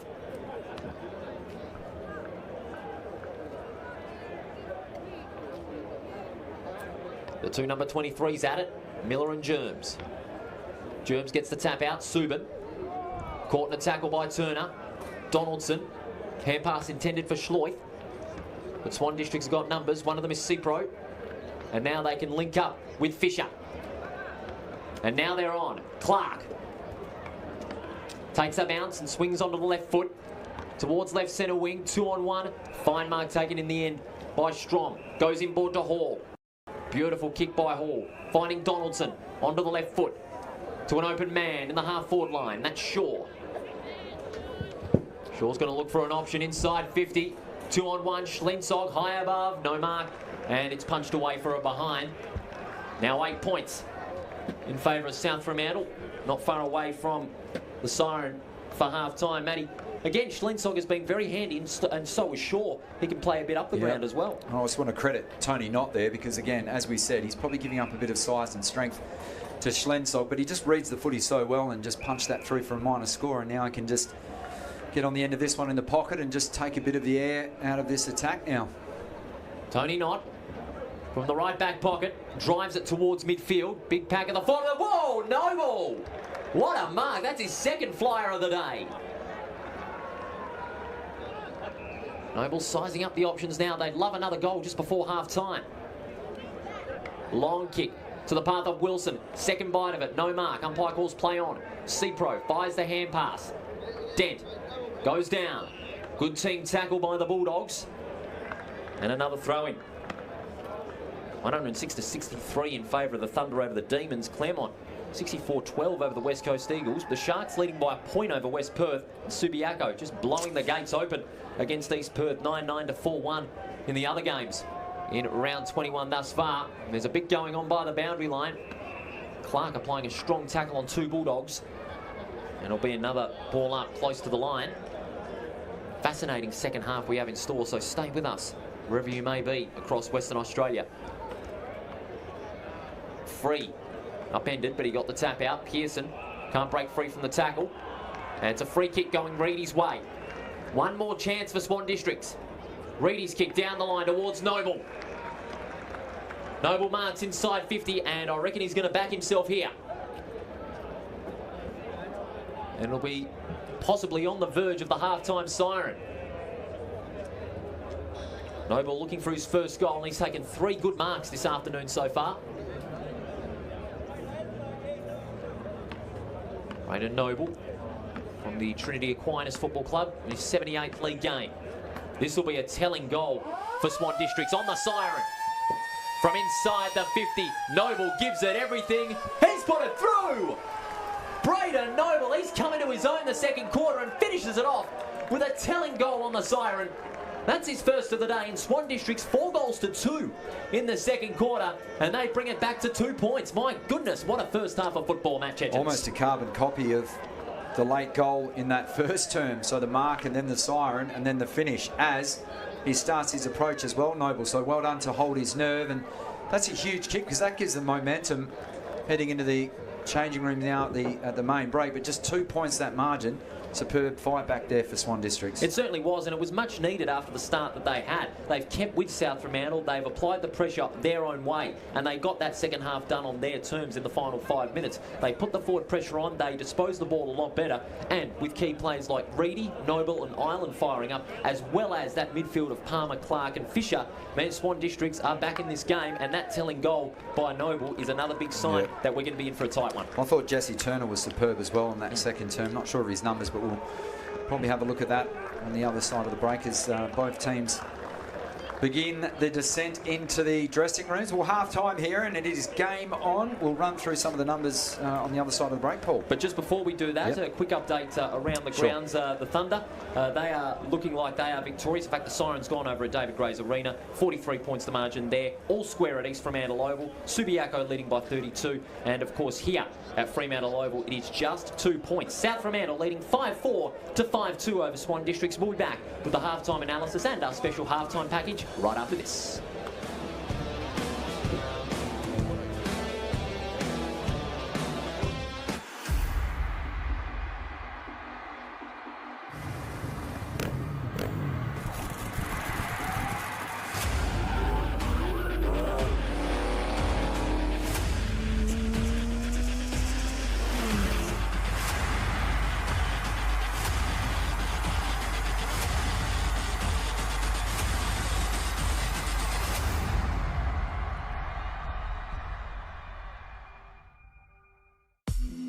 Shatterguard has been installing Perth's best shutters for over 30 years.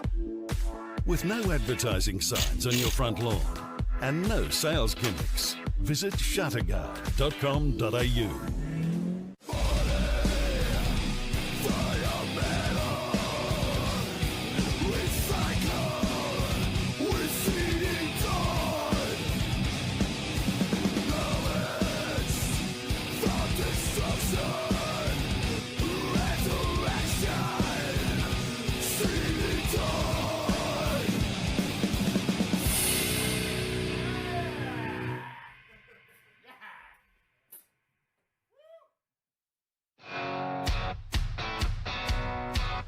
Welcome back to Fremantle Community Bank Oval. As you see, Swan Districts fans having a little kick on Fremantle Oval. It's always great to see on Waffle Match Day Saturday. South Fremantle leading by just 2 points over Swan Districts, 5-4 to 5-2 in this round 21 Optus WAFL clash. Paul Persick and Matt Chechen's with you in the commentary box. And Matt, first half could have gone either way, but the way Swan Districts have been able to keep themselves in the game against a very strong South Fremantle side is a big credit to the side led by Adam Pickering. But South Fremantle still hold that advantage with the likes of Subin, Strom and Shaw firing up the ground. But also their defence is starting to really have a bit of a wobble, especially late in that second quarter when they got two very important goals in the final 10 minutes. Despite what the windsock is showing us here at Fremantle Community Bank Oval, Paul, it's blowing straight across the ground. You would think that there's a big advantage to the right of your screen. We've had 7 of the 10 goals kicked to the right of the screen. Great fight back from Swan Districts. Look, the inside 50 count, I think South Fremantle butchered the footy a little bit. We were talking about that from Swan Districts halfbacks, but 30 to 19 in the inside 50s, and they've only had 2 more scoring shots. They find themselves 2 points in front. They've had almost 35 more disposals of the footy, but that was a great fight back from Swan Districts. Florenka, 9 touches, takes him to 20 disposal at half time. I thought Schleuf was let off the chain. They contained him pretty well, did Swan Districts in that opening term. He has 17 touches to half time. South Fremantle dominating the air, 40 to 36 in the marks, and then Fisher with 16 disposals. But I thought Turner was superb in that quarter. Obviously, Nathan Ireland took a wonderful mark as well. He's come off the ground. We hope to see the number 10 back out there. He was holding his ribs or his sternum, so we wish him all of the best. And I think Germs has done a tremendous job across half-back, and I think also Howard's been pretty good across the half-back line, as has Strom in the red and white jumper there of the Bulldogs. But also, you talked about the way South Fremantle uncharacteristically butchered the ball a lot during the later stages of the second quarter. It's completely out of their character because they're one of the most efficient sides in the competition. But just what they need to do to, keep going with Swan Districts in this game, but also pull further away from Swan Districts, who are really starting to run rampant in the second quarter, because players like Ferenka, Schleuf, Dent and even Blenchenden making a few uncharacteristic mistakes under the Swans' pressure. But and you have to credit what Swan District's doing, because they needed to have that pressure at the coalface and provide a little heat around the ball carrier, because that can affect the ball flight and even the patterns and then eventually where the forwards are leading to, because I think they've done a good job, and Knott's done a good job of just marshalling that defence, gets under the ball, that gets a little bit too much air put on it, and I think he sort of halved that contest. Now I think Schlensog had the better of him in the opening term, but I think Knott did a much better job in that second quarter. And you look at, one of the goals from Ninyet was superb. It was opportunistic and it was good work from Schlensog, but they haven't been able to get out and on the end of leads and managing to have set shots. So they're kind of having to get their goals from either stoppages or something, a bit of flair that would Ninyet provided in that second term. Is that flair inside that forward 50 going to prove crucial in the second half? Because Swan Districts have got a forward line that has got flair as well. Yeah. You're talking about the likes of Noble, Palmer, Reedy, and even of course Aidan Clark and the new boy Ottaviano, who can provide some creativity off the half forward line. Yeah, and exactly, Paul. When you have a look now, just at that sort of pressure towards the wings, and then the turnover ball allowed Fisher this chance for his 14th goal of the season. So he's starting to come into the game now. He rests forward as well. Frank Anderson, I think there's still massive room for him to improve his output in this game this afternoon. I just think they need to address, as we have a look at that clever work from Schlensog, thanks to CD Dodd and Ninyet. He doesn't miss too many of those crumbing type goals, but that late goal for Swan Districts, there was that juggling mark and hurt himself there to the big fella, and Palmer, that's a gimme for him.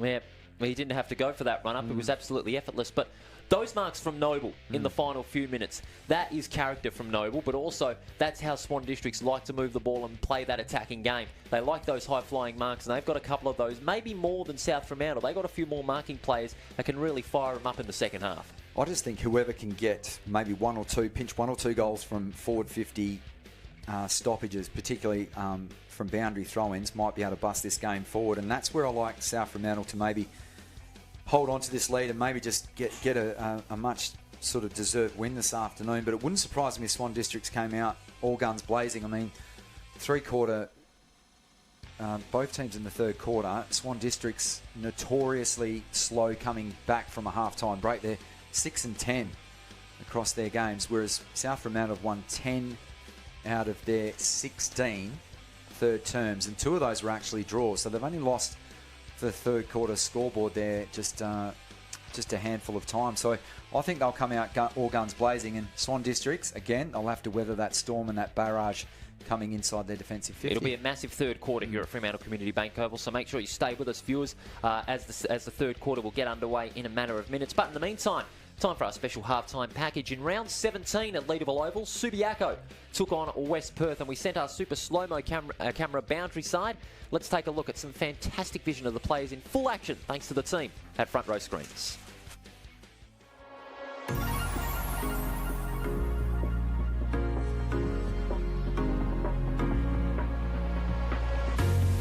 Every time I need a rescue, hanging on the verge of breakdown. Even though I try to replace you, but loneliness makes me break down. Every time I need a rescue, hanging on the verge of breakdown. Waiting for a touch, you sink all day.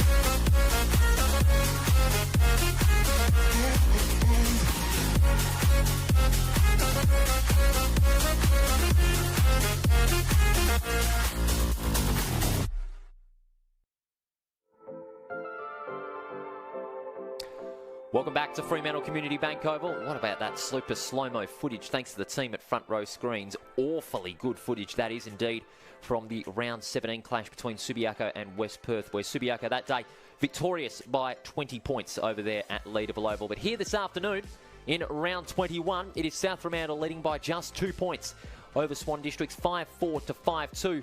And then when we come back after our next break, we've got all the second half action, including, of course, breaking down the recent announcement that the WAFL Grand Final this year will be on a Saturday afternoon over at OPTUS Stadium, the 2nd of October. So make sure you note that down in your diaries. Saturday, October 2, this year's WAFL Grand Final. Myself and Matt Chechens, when we come from the break, we'll break that down, including the keys to the second half, where South Fremantle have this slender 2-point lead over Swan Districts here at Leederville Oval. So don't go anywhere. More action still to come.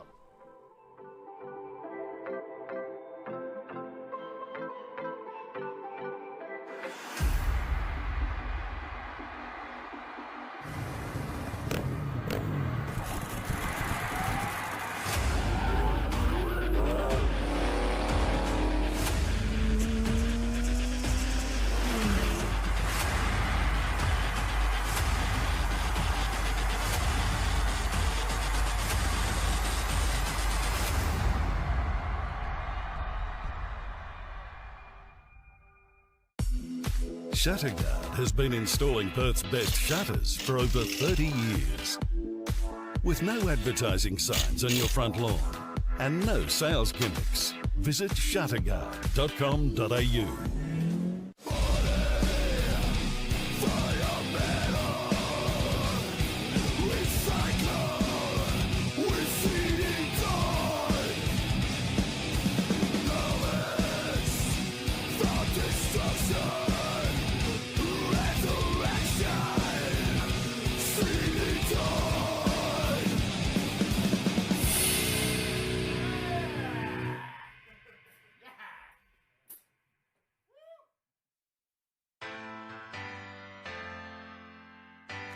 Welcome back to Fremantle Community Bank Oval. As you see, the family members enjoying all the action from the Little Leaguers on this Saturday afternoon, and that is great to see in what is undoubtedly the best state in the country. See the kids having fun and the officials enjoying themselves as well.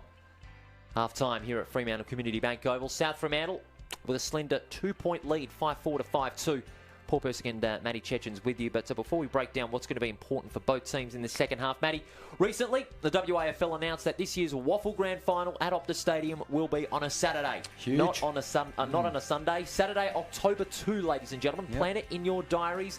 And if you've got any existing plans, I suggest you cancel them and head down to Optus Stadium for the WAFL Grand Final on a Saturday. Expecting a mammoth attendance. Yeah, and if you can't get there, make sure you tune into Front Row Screens. We'll be bringing the reserves action, I believe, Paul. Yep, we certainly will be. And I tell you what, it's going to be a mammoth day for football. I mean, think about it. It's a great opportunity for the fans to get by and support their teams, regardless if you make the grand final or not, because Perth is in for one wild September, let me tell you that. Not just with this, but also with the potential of the AFL grand final could be coming here. So WA football fans are going to face a mega month. Yeah, it's exciting times, and obviously a lot of families will be able to get down there, and I think the kids will be the big benefactors because they won't have that lingering having to go to school on the Monday. They can get out there right in the middle of the weekend, and superb venue that it is, and I think it's 99% done, isn't it? The AFL Grand Final will be here. Take it to the bank. I've said this for 7 weeks, mate. It will be in Perth. Make no mistake about it. Get 60,000 who's going to win, Paul? Well, I'll give you the 2 grand finalists. It'll be Melbourne and Port Adelaide. Okay. They're the 2 form teams at the moment. But we'll have to wait and see. Anything can happen in September. I'm tipping Brisbane to roll Melbourne tonight. I think Melbourne will go out in straight sets. Oh, that's a big call from you. That is bold. I don't think they've got too many hardened finals type players, to be honest. And I know their defence is outstanding, but it's led by May and obviously Lever, who's had experiences in finals. I can't imagine that Stephen May would have played in too many finals games.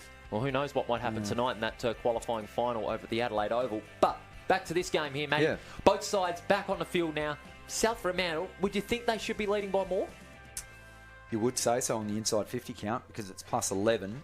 You have a look at that. It was 10-8 with 6 minutes left in the opening term, and then all of a sudden they just blew that out to 17-9. So if you have a look at that, I mean, that's 13-10 effectively in that term, despite Swan District's kicking a few more goals in that term. So interesting. I just think that they need to make better use across half forward at the moment, the Bulldogs. And if Shaw can get off the leash, and then Ninyet, he's already shown he needs literally half a square metre of space to have an impact on the scoreboard. Well, Shaw's only kicked 1 goal up to half-time, and that was late in the first quarter. He needs to get at least 2 or 3 to further steer South Fremantle into a convincing position. Yeah, if you have a look, and they're all individual goal kickers today. Obviously, Cody Ninyet's kicked one. Brandon Donaldson, he can be a bit of a live wire. Shaw got one late in that term. Also, Manfred Kelly, his set shot. And then Blake Schlensog, who kicked the first. And then I think they really did a great job clamping down. That man's going to play a key part. Zach Strom, I thought he was superb in that opening term. But, I mean, you look at Swan Districts, they're all individual goal kickers as well. So can a key forward or a crumbing forward like a Ninyet or, Palmer, we've been singing his praises, and we've highlighted some of his inaccuracy in front of goal. But could this be the game where he kicks, multiple goals? He hasn't done that for numerous weeks now, and that could be the difference. And like I said before we went to our package and to our words from our sponsors, it could be something from a stoppage, something like that, because they're two very good tackling teams at the moment, and there's not much in the marking game. So I think both teams' forward lines and their back lines line up well. It can just be that moment of brilliance that could really break this game open. We talked about, of course, Swan District's forwards. One of them you mentioned during the break was Samuel Fisher. He spent some time resting inside that forward 50, and he got himself a goal midway through the second quarter. If they can keep him in that forward line, would that increase the depth up forward, or would that midfield, just be lacking that key? Well, it might do, but at the moment, they're not making it pay on the scoreboard, the Bulldogs, at the moment. So I think Fisher, wherever he's played, is going to be dangerous. I think in the middle of the ground, he does hand pass more than he kicks, so that can't be as damaging maybe as some of the other players in the competition. He is under the umpire's nose, and that's why he's a prodigious, vote getter when it comes to Sandover medals and things like that. But it's more his inside 50s that needs to step up. And as we said, Frank Anderson as well, if he gets going, he could be an inside 50 machine. We know that he's such a tremendous tackler. I mean, he's second in the competition for that at the moment. So this is going to be a fascinating second half. But let's keep in mind, I mean, I know we're sort of singing the praise of Swan Districts fighting back. The Bulldogs have led for almost the entire part of this game. Whole game. They kicked basically a behind within the first couple of minutes, and Swan Districts have not led. They've not led at all. Yeah. You're exactly right. They have not led at all. And it'll be very important this third quarter to see who gets the momentum their way. I still think the home team, but are you sticking to your guns, Paul? I'm sticking Swan Districts, I reckon. It's unlike you to be stubborn, Paul. Oh, turn it up. Give me a spell. But Swan Districts, I'm still backing them. They just got to have a little bit more disposal. They've got to control the clearances and make the South Fremantle pay for every mistake on the scoreboard. Just quickly around the grounds in some of the other games, Claremont easily leading West Coast 65-12. East Fremantle breaking away to a 12-point lead over West Perth. They've been pretty inaccurate, West Perth, 5 goals 14. Subiaco 9 goals 10 leading East Perth 5-1-31. And of course in the earlier game, Peel Thunder easily accounting for the Demons 16-10 to 10-3. The margin 43 points. Big win there to Peel Thunder. Yeah, disappointing again from the Demons. They'll be wanting the end of this season to come pretty quickly. And but the problem is it's not going to be easy because they've got West Perth next week. Yeah, it's my mob and your mob. Bring it on, Matty. But back here today at Fremantle Oval, it is a 2-point ball game in favour of South Fremantle, and it's going to be nothing short of a scintillating contest on this Saturday afternoon. The big question for me this week is what is Matt Williamson and our truck going to cook up for us on Facebook? Oh, I tell you what, it is going to be awfully good. Speaking of awfully good, second half here at Fremantle Oval, the margin just 2 points. Free gets the tap out. Cipro couldn't get clean possession of it, but he applies a strong tackle on his South Fremantle opponent, and it is going to be a ball up. Just by the bullseyes here. Pearson couldn't pick it up. Gets a good rebound possession. Miller strongly tackled by the tank Anderson. 5-4-32 playing 5-2 if you're just joining us for the first time. Both teams have individual goal kickers. Germs working it to the front. Got the tap out. It comes out to Subin. His kick smothered by Reedy. Fisher, quick kick out, clearing the bullseyes. Good use of the body by Riley. Up and under kick towards the forward 50. One-on-one. Strom. Bounce unfavoured for him, but Zach Strom gathers close to the boundary line, but it is going to be over for a throw-in. Ross's Discount Home Centre scoreboard. It reads 34-32. The margin just 2 points here at Fremantle Community Bank Oval. Round 21 of the Optus WAFL Premiership season here on your number one in 2021 front row screens. Free gets to the front. The two-palm tap only as far as Fisher. Hand pass comes out. Bletchenden. Good team tackle. Turner laying him down. Well, we'll have ourselves a ball line. We saw a sling tackle paid earlier in the game to Schlenslow. I don't see what the difference was there with Fisher, and he was pleading his case as well. Tap comes out to Cipro. At ground level. Hand pass to Florenka. Clearing kick out of the defensive 50. Ball bounces up high. Urseg is favoured by it. Pushed out by Miller. What's the umpire going to say? No, it'll be a boundary throw in. No, it's a free kick. Deliberate, I have to say. That's quite an interesting one. But Ninyet has got the ball in his hand. Goes inboard to Pearson. Pearson back to the corridor, finding big Zach Strom. He's going to be a vital asset in defence in this third quarter. Strom's kick to the path of Shaw. He takes a good mark in the one-on-one. Swan Districts will be content with that because it's not inside 50. So if he's going to take a mark, contested. Towards right half forward. Schlensog, no mark. Ooh. Great pressure by Ottaviano. Schlensog rebound possession. Hand pass comes out. Great pick up by Donaldson. Out to McQuilkin. Fires it out to Byron. Back to Donaldson. Swings onto the left foot. Goes looking for Shaw. It's a risky kick to the 2-on-1. Jones. Good pressure. But the ball's at ground level. Is it going to go anywhere further? No. Be a ball up in about 35 metres out from South Fremantle's goal. The most relieved man on the ground is Jones, because that was probably a mark that he should have swallowed. So one down by Free. Swan Districts look to mop up. They tumble one, but it's going to come back. Intercept mark from Hamish Free. What a job he's done in the second half of this season. Lowers the eyes, and there's Shaw, and that's where you don't want him marking the footy. Bang in front of the big sticks. You leave just 1 metre of space, and 9 times out of 10, Shaw's going to mark those easily. So the first opportunity for one of the forwards this afternoon from either side to become the first multiple goal kicker of the afternoon.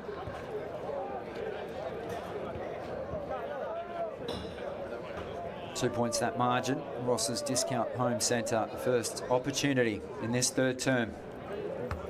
To the Bulldogs spearhead on his home turf. It might not have the accuracy. It looked a little ugly, hooking across for a minor score. So they extend that lead back to 3 points. I think South Fremantle are a bit similar to Swan Districts in the way that they need to make them pay a little more on the scoreboard for every Swan Districts turnover. So both sides not being able to do that yet, hence the margin at 3 points. So not just chips into his back pocket. Dangerously back in towards the middle of the ground. That's marked by Fisher. Fisher will go across his body with that left boot and accurately into the safe hands of Chris Jones. Manages to swallow this one. Hand pass inboard. Beck runs himself, paints himself into a corner, but back into a teammate's hand. They kick up towards Anderson. Couldn't take the mark this time. Interesting hand pass coming back in towards the middle of the ground. Numbers at the back through Hall. They link up now. Bletchenden kicks down the line, off hands. Again, numbers favouring the black and white jumpers of Swan Districts. High tumbling ball. Anderson, is he taken high? Good strong tackle there laid by Schloith. And is that prior opportunity?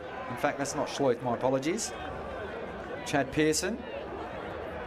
Learned all his craft at Cardinia Primary School, apparently, under the tutelage of Mr. Green. Thanks for tuning in. Brings it through the bullseyes now. Accurate little dink over the top. Now it's into the hands of Schloith.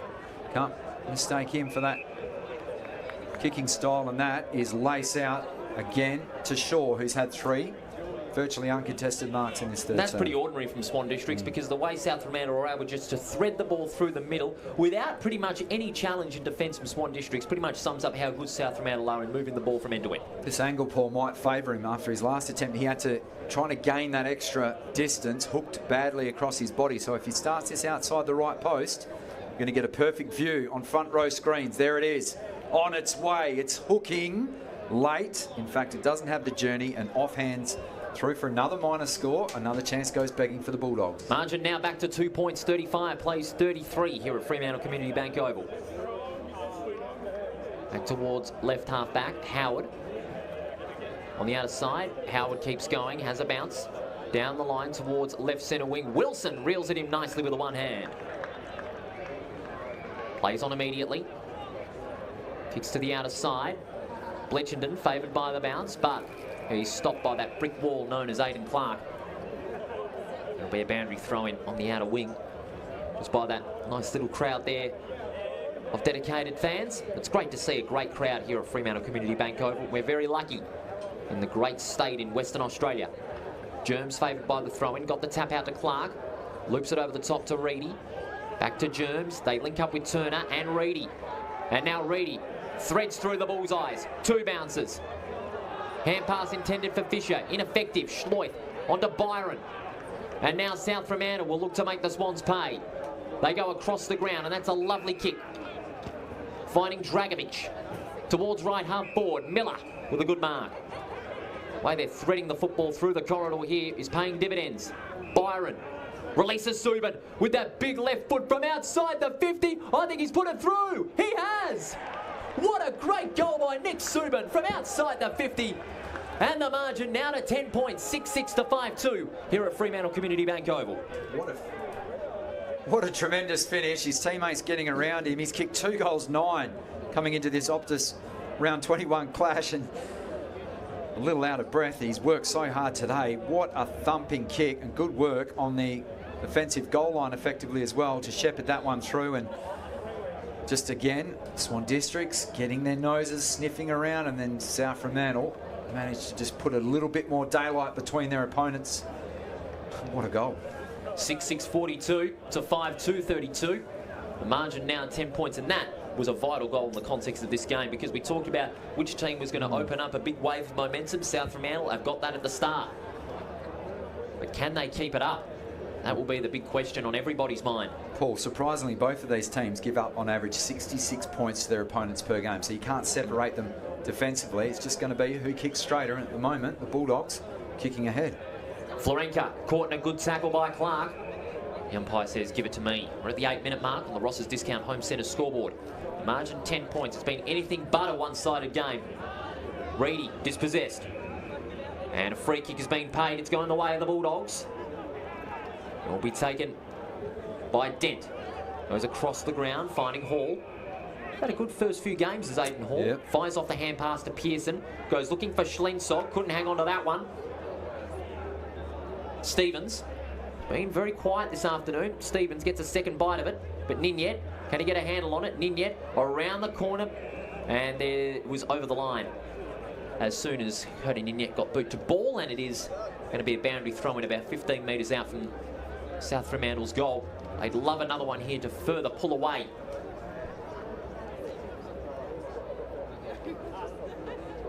Schlensog trying to work to the front of the tap out.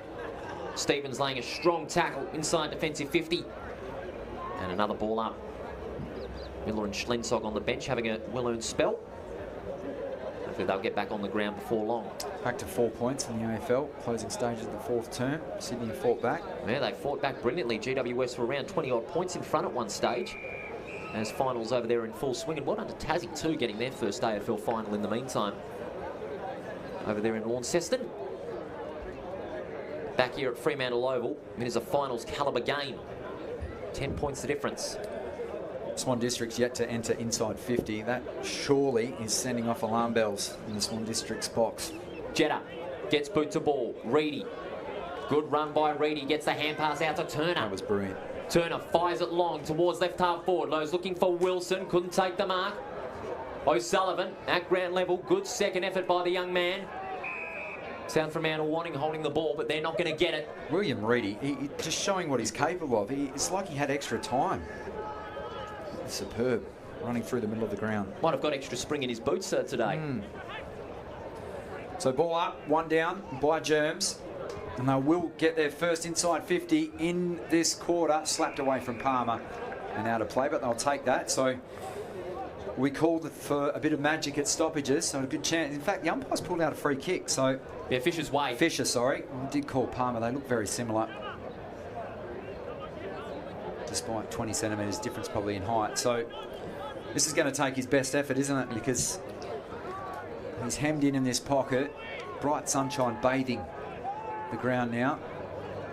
On the wrong side for a left footer as Fisher comes in. He gives it every chance as it licks the paintwork on the left-hand goalpost. And I'll tell you what, almost made a mockery of his I won't say we. I was riding him off, Paul, but that was a superb effort. So better signs now for the Black Ducks coming back inside 50. Chance for Strom to bring them back in. Options on that far side of the ground. Just stabs one. Donaldson plays on. They're running through the middle now of Fremantle Community Bank Oval. 4 marks now in the turn for Shaw. We want that kick back because it slew poorly off his boot. But still to the advantage of Slingshot. Sweeps the hand pass to Donaldson. He runs into trouble. Rather, that was Dent. My apologies. Almost a dangerous tackle. Dent goes in again. Well done there from Turner. In comes Reedy. Couldn't take it. Manfred Kelly with a clearing kick. Tumbling ball inside 50. Bit of an awkward bouncing ball. Good, strong defensive work from Chris Jones. And we'll have a stoppage. So the game just opening up in the last couple of minutes, end to end. Swan Districts will want to stem this inside 50 run here as Shaw does the ruck work. Fed it off to Dragovic. Pushed off his kick. Gets his left boot up towards Kelly. What can he do? Hemmed in on the boundary line. Does the team thing. Centres it. Great vision. Mark was dropped there. Going back was Vessels. Taken in a tackle now, and the umpire will pick out the free kick. It's Vessels' way for the dangerous tackle. So that's been a couple of those paid. Have a look at Schleif just hanging off the back of the pack here. He might want to get the hand pass received. He does. Right on cue. Runs to 50. This will be a dagger through the hearts of Swan Districts, and it's across the face. Well, we could see it. We're 200 metres away. Swan Districts didn't pick up Schleif just loitering in the right-hand passenger door there. Someone's got to tag him. Someone has to tag him for the rest of this third quarter and for the fourth quarter because he's getting possessions left, right and centre. So brought back in. Pinpoint accuracy on that kick. Onto the chest now of Chris Jones. Retreating. They lose ground, but they maintain possession. Coming out towards Howard. Gets to the drop of the football. A chance now for Swan Districts, but they butcher it again. Aidan Hall has been superb. Intercept mark, and the Bulldogs are away. McQuilkin towards the 50. He goes towards the right forward pocket. Players will fly 2-on-1. And a great mark to Urseg. Urseg back to the defensive corridor. Anderson. Turner. Kicks to the outer wing. Clark. He's got some players through the middle. Beautiful kick. Finds Watson. Fires off the hand pass. And the Black Ducks are away. The kick towards half forward. And a fine mark taken there by Greg Ottaviano. And Ottaviano will look to stem the tide back Swan District's way with a vital kick for goal. Yet to kick one in his career. Second game of league footy, and one of his better chances. He's kicked 0-2 in his career. In fact, in his first game. Big opportunity, Paul. A big opportunity for your first goal in league football. Ottaviano from 35 metres out. Straight through the middle. That's Ottaviano's first goal in league football. And they will get around him. And a very telling one at that. It's back to 4 points. Here at Fremantle Community Bank Oval at the 15-minute mark of this third quarter as we go to the CD dot replay, Matt. Yep, superb finish for someone just in league game number 2. Have a look at that, and his teammates rightfully getting around him. The big fist pump, the wind-up.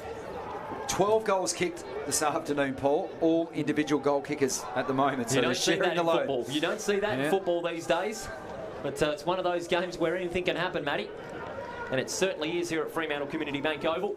Tell you what, this would be a massive scalp for Swan Districts.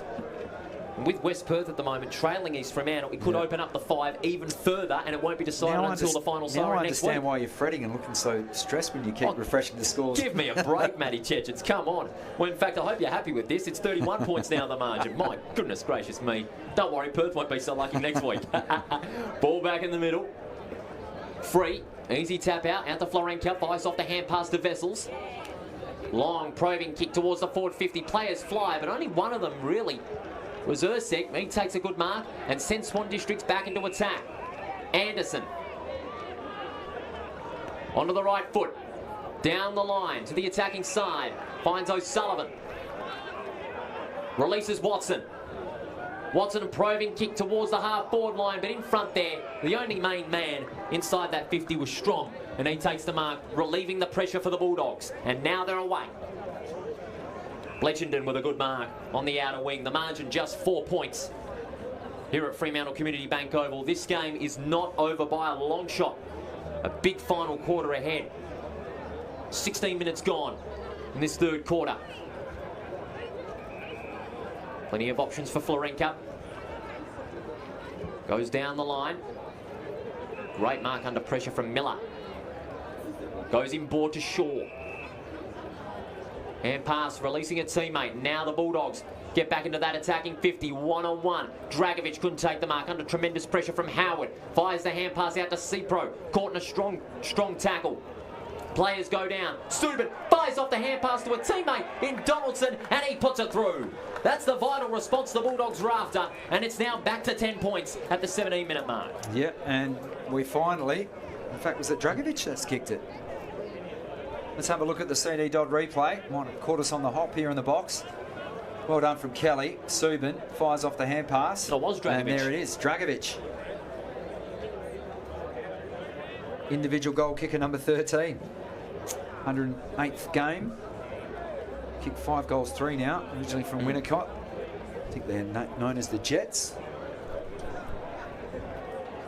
So it's all happening down in Launceston because Buddy Franklin's got a late shot to put the Swans in front. But look, could be a good day for the team in red and white across the country. A bit more breathing room. And Swan Districts, they just haven't been able to kick back-to-back goals. It's very hard to win games when you can't string a couple on the trot, Paul. So back in the middle with Curtis Snadden. Trent McPhee, Blake Evans doing a fantastic job here at Fremantle Community Bank Oval. As is Paul Persick, my co-commentator. West Perth tragic. I say that with tongue in cheek, Paul. Here comes Schloith. Just tries to wheel away from Anderson. Good luck. The umpire said that was correct disposal somehow. Awkward spinning ball up towards Strom will bounce out of play. And a chance for the Swan Districts to get numbers behind the ball. Another goal here, as we've probably gone just over halfway in this third term. Could send South Fremantle on their way. So beautiful toss in from the boundary umpire. One down at the front by Free to Schloith. Couldn't evade the tackle this time. Somehow manufactures the hand pass to Miller. Ends up in the hands of Hall. Back to Subin. He's an inside 50 machine, isn't he? Was that a push? Yes, said the umpire. Good officiating.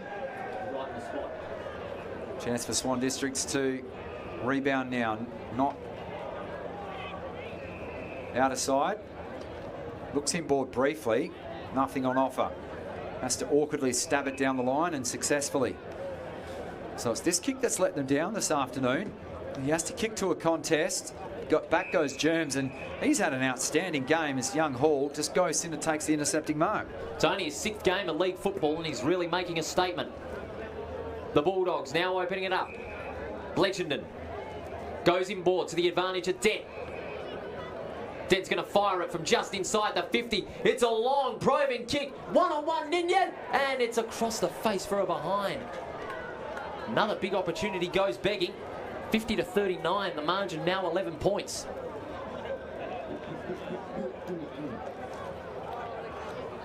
Bringing it back into play, Swan Districts. Kick to right centre wing. Palmer. Bit of volleyball action there. He gets it back on the hand pass. And the kick smothered beautifully there by Free. I don't want to sound like a broken record, but I'm very impressed with his work rate around the ground, Paul. There, Hamish Free. Of course, he's been a big fill-in for Brock Higgins over the last couple of months of football. It's really made up for Higgins' loss earlier in the season.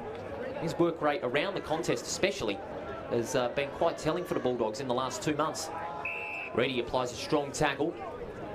Ball not going anywhere further. 7-8, playing 6-3. The 20-minute mark on the Ross's Discount Home Centre scoreboard. Germs flies high, looks for a one-handed screamer, but he got the tap out to Free, and he's being pinged for holding the ball. The free kick will go the way of the Sandover medalist. In Sam Fisher, uses the man on the mark rule to great advantage. The kick over the head of Noble.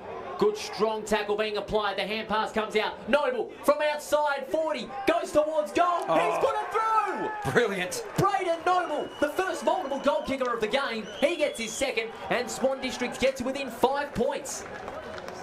Just floated through, didn't it? Great finish. Opportunistic goal. Have a look at this. Anderson out the back door under heavy duress. Nothing more Mascos could have done, Paul Persick, and Noble applies the finish. Yeah, Noble with number 2 for the day, and it's a strong finish. It was similar to the Ninyet goal early in the second quarter. Opportunistic, the ball came off hands, and he was able to get front and square at the football and go straight away towards the goal. Very opportunistic for that man. In his 78th game, still Swan Districts not giving up. They are just leaving that door ajar as they have done all day. But they have not led at any stage in this game. Full time in Launceston, and the Giants got home by a point. You are joking. 2 undisciplined, ill-disciplined acts from Hickey, and then another one of the Swans players gave away 2 costly free kicks at the end of the game. And that is curtains on their season. I know one colleague in particular won't be too happy with that. I'll have to explain it to him on Monday night. The kick towards Schlenzog. Well stood up in the tackle. The hand pass comes out. Cut off by Ursek. Tackled strongly by Miller. Swan Districts doing everything they can to clear. Strong tackle. Dragovic at ground level. Players converging on the football. And the umpire says, give it to me. 5 points the difference, 22 minutes gone. In the third quarter on the Ross's Discount Home Centre scoreboard, it's going to be a big finish ahead. Key stoppage as we approach 22 and a half minutes. Somehow, bust through the pack, chaos ball to the kickoff line. Is that mark going to be paid? Not this time. They converge, and that would have been one of the contenders for Mark of the Year if he managed to hold on to that. I think that was Beck on the bottom of that pack. Hands it back to the umpire. And speaking of GW West, that semi-final is going to be here in Perth. Oh, wow. One down. Kelly on hands and knees. They can't extract the footy. Another stoppage. So Noble, the first multiple goal kicker. Swan District still trying to kick back-to-back goals. Well done, Kelly. He's had a good third term. Centering pass. Bit of a chaos ball there for the Swan District's defence.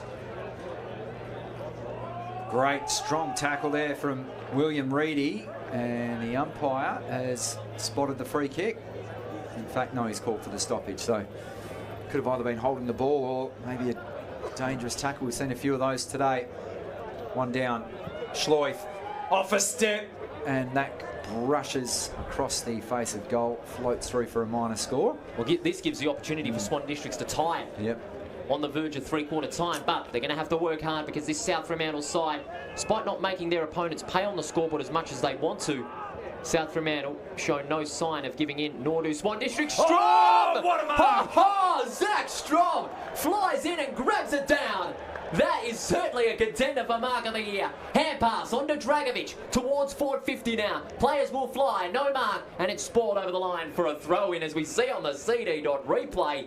Zachary Strong, that is a Mark of the Year contender. Well, usually things that get that high in the air have air stewards on them, and a pilot, 198 centimetres, 103 kilograms, falling from the heavens. What a mark. I'm not sure the air traffic control would be able to stop him from flying. Yeah. My goodness, that was a hell of a mark. Hand pass out to Subin, goes inboard, and that is a good mark to Pearson. Very clever, good vision from Subin. Well done from Pearson as well, because he can easily ghost forward there and not read the play, and he just thought, no, I'll just stick my heels on the paint of 50 and gets a cheap mark inside 50. And if Pearson can steer this through, the margin will be back to 12 points heading into three-quarter time. Pearson has not kicked a goal at all this game, but he'd love to add one for the Bulldogs. He's going to kick from right on the 50. It's coming back, and he's put it through. Chad Pearson gets South Fremantle's third of this third quarter.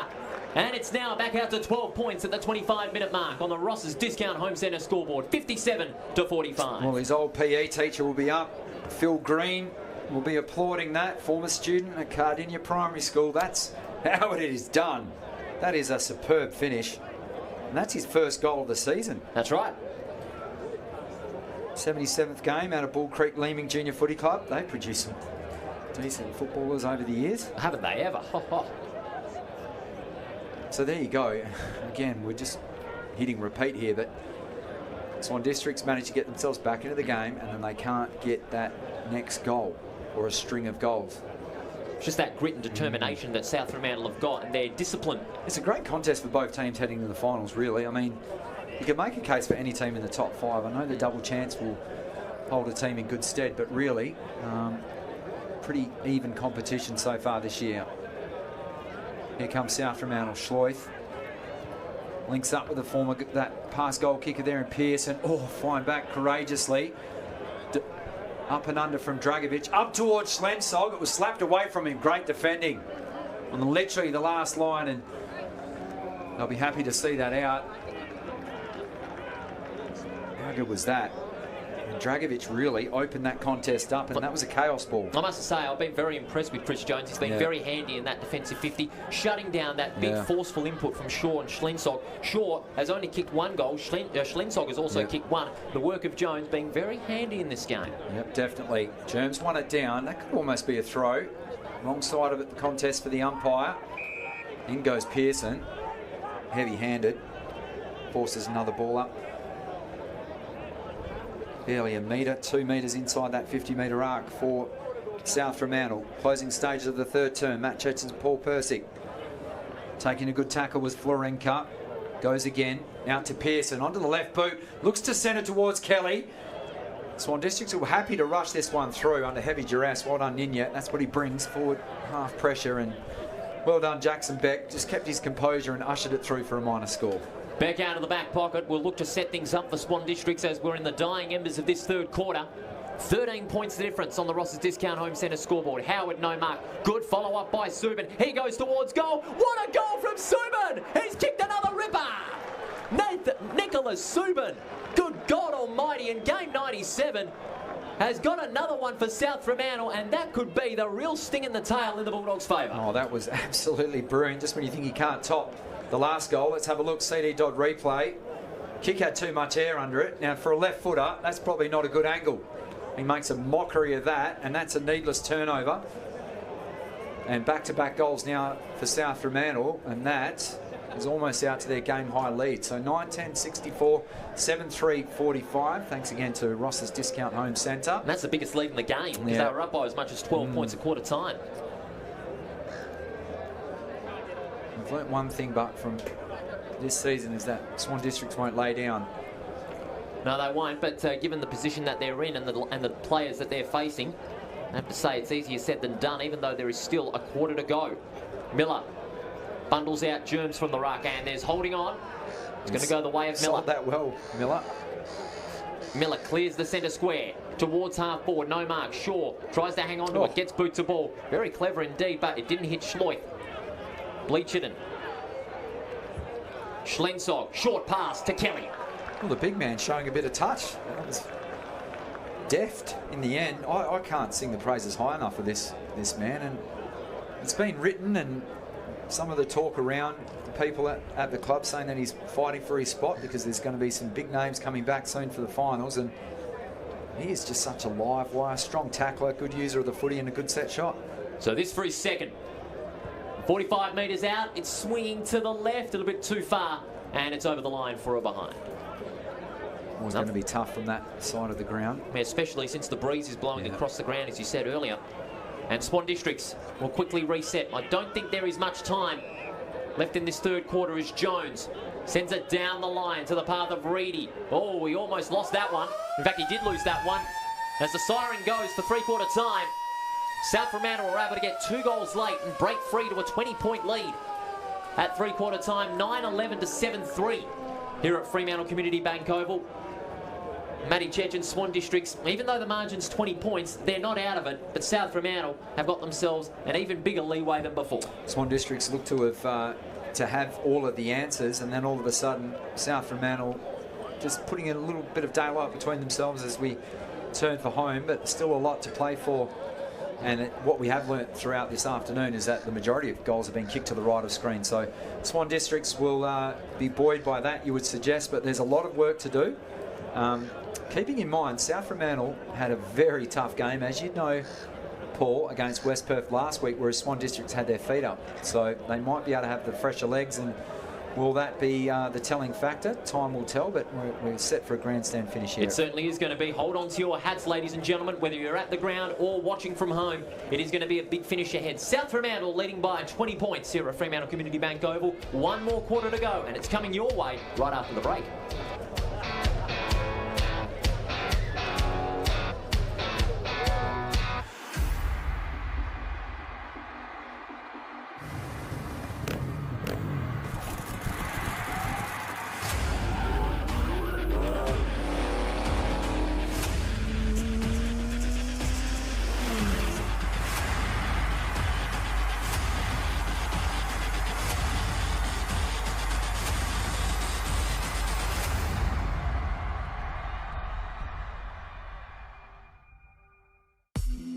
Shutterguard has been installing Perth's best shutters for over 30 years. With no advertising signs on your front lawn and no sales gimmicks, visit shutterguard.com.au.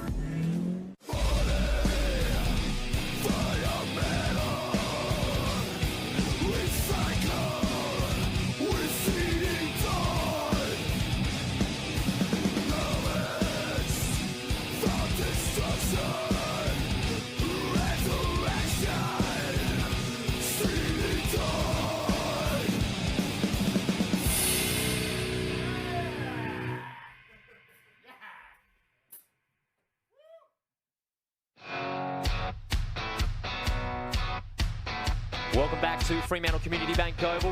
One more quarter to go. And as you can see there, the Rey Mysterio lookalike mask surrounding himself with the huddle of red and white as we turn for home here at Fremantle Community Bank Oval. The margin 20 points in favour of the Bulldogs over Swan Districts in our round 21 match of the day in the OPTUS WAFL Premiership season. Paul Persick and Matt Chechen's with you. And Matty, Swans seemed to have everything going when they got themselves a lot closer to the Bulldogs, but the Bulldogs, they continue to have all the answers at both ends of the ground. Yeah, look, a clever goal from Braden Noble breathed life into the contest, and then you had Greg Ottaviano, I hope we're saying that correctly, in just his second game, kicking his first game in league footy, so there was a lot to like there from the Black Ducks, but then, not saying that they deliberately take their foot off the gas, but, you know, the early stage of this third term, Shaw was let off the leash, as we can see, he just racked up two basically uncontested marks, and that was in the first 3 minutes. And South Fremantle just had all of the answers, and two wonderful goals from Nick Subin. We're about to see this thanks to CD Dodd highlights, but he really tore the game open. Have a look at this. On the run from all of 52 metres. Great work on the goal line from Ninyet. And that was his first of that term, and his second one arguably much better, but there was these couple of good intercept marks, but then again, coming out of their defensive 50, they managed to miss targets.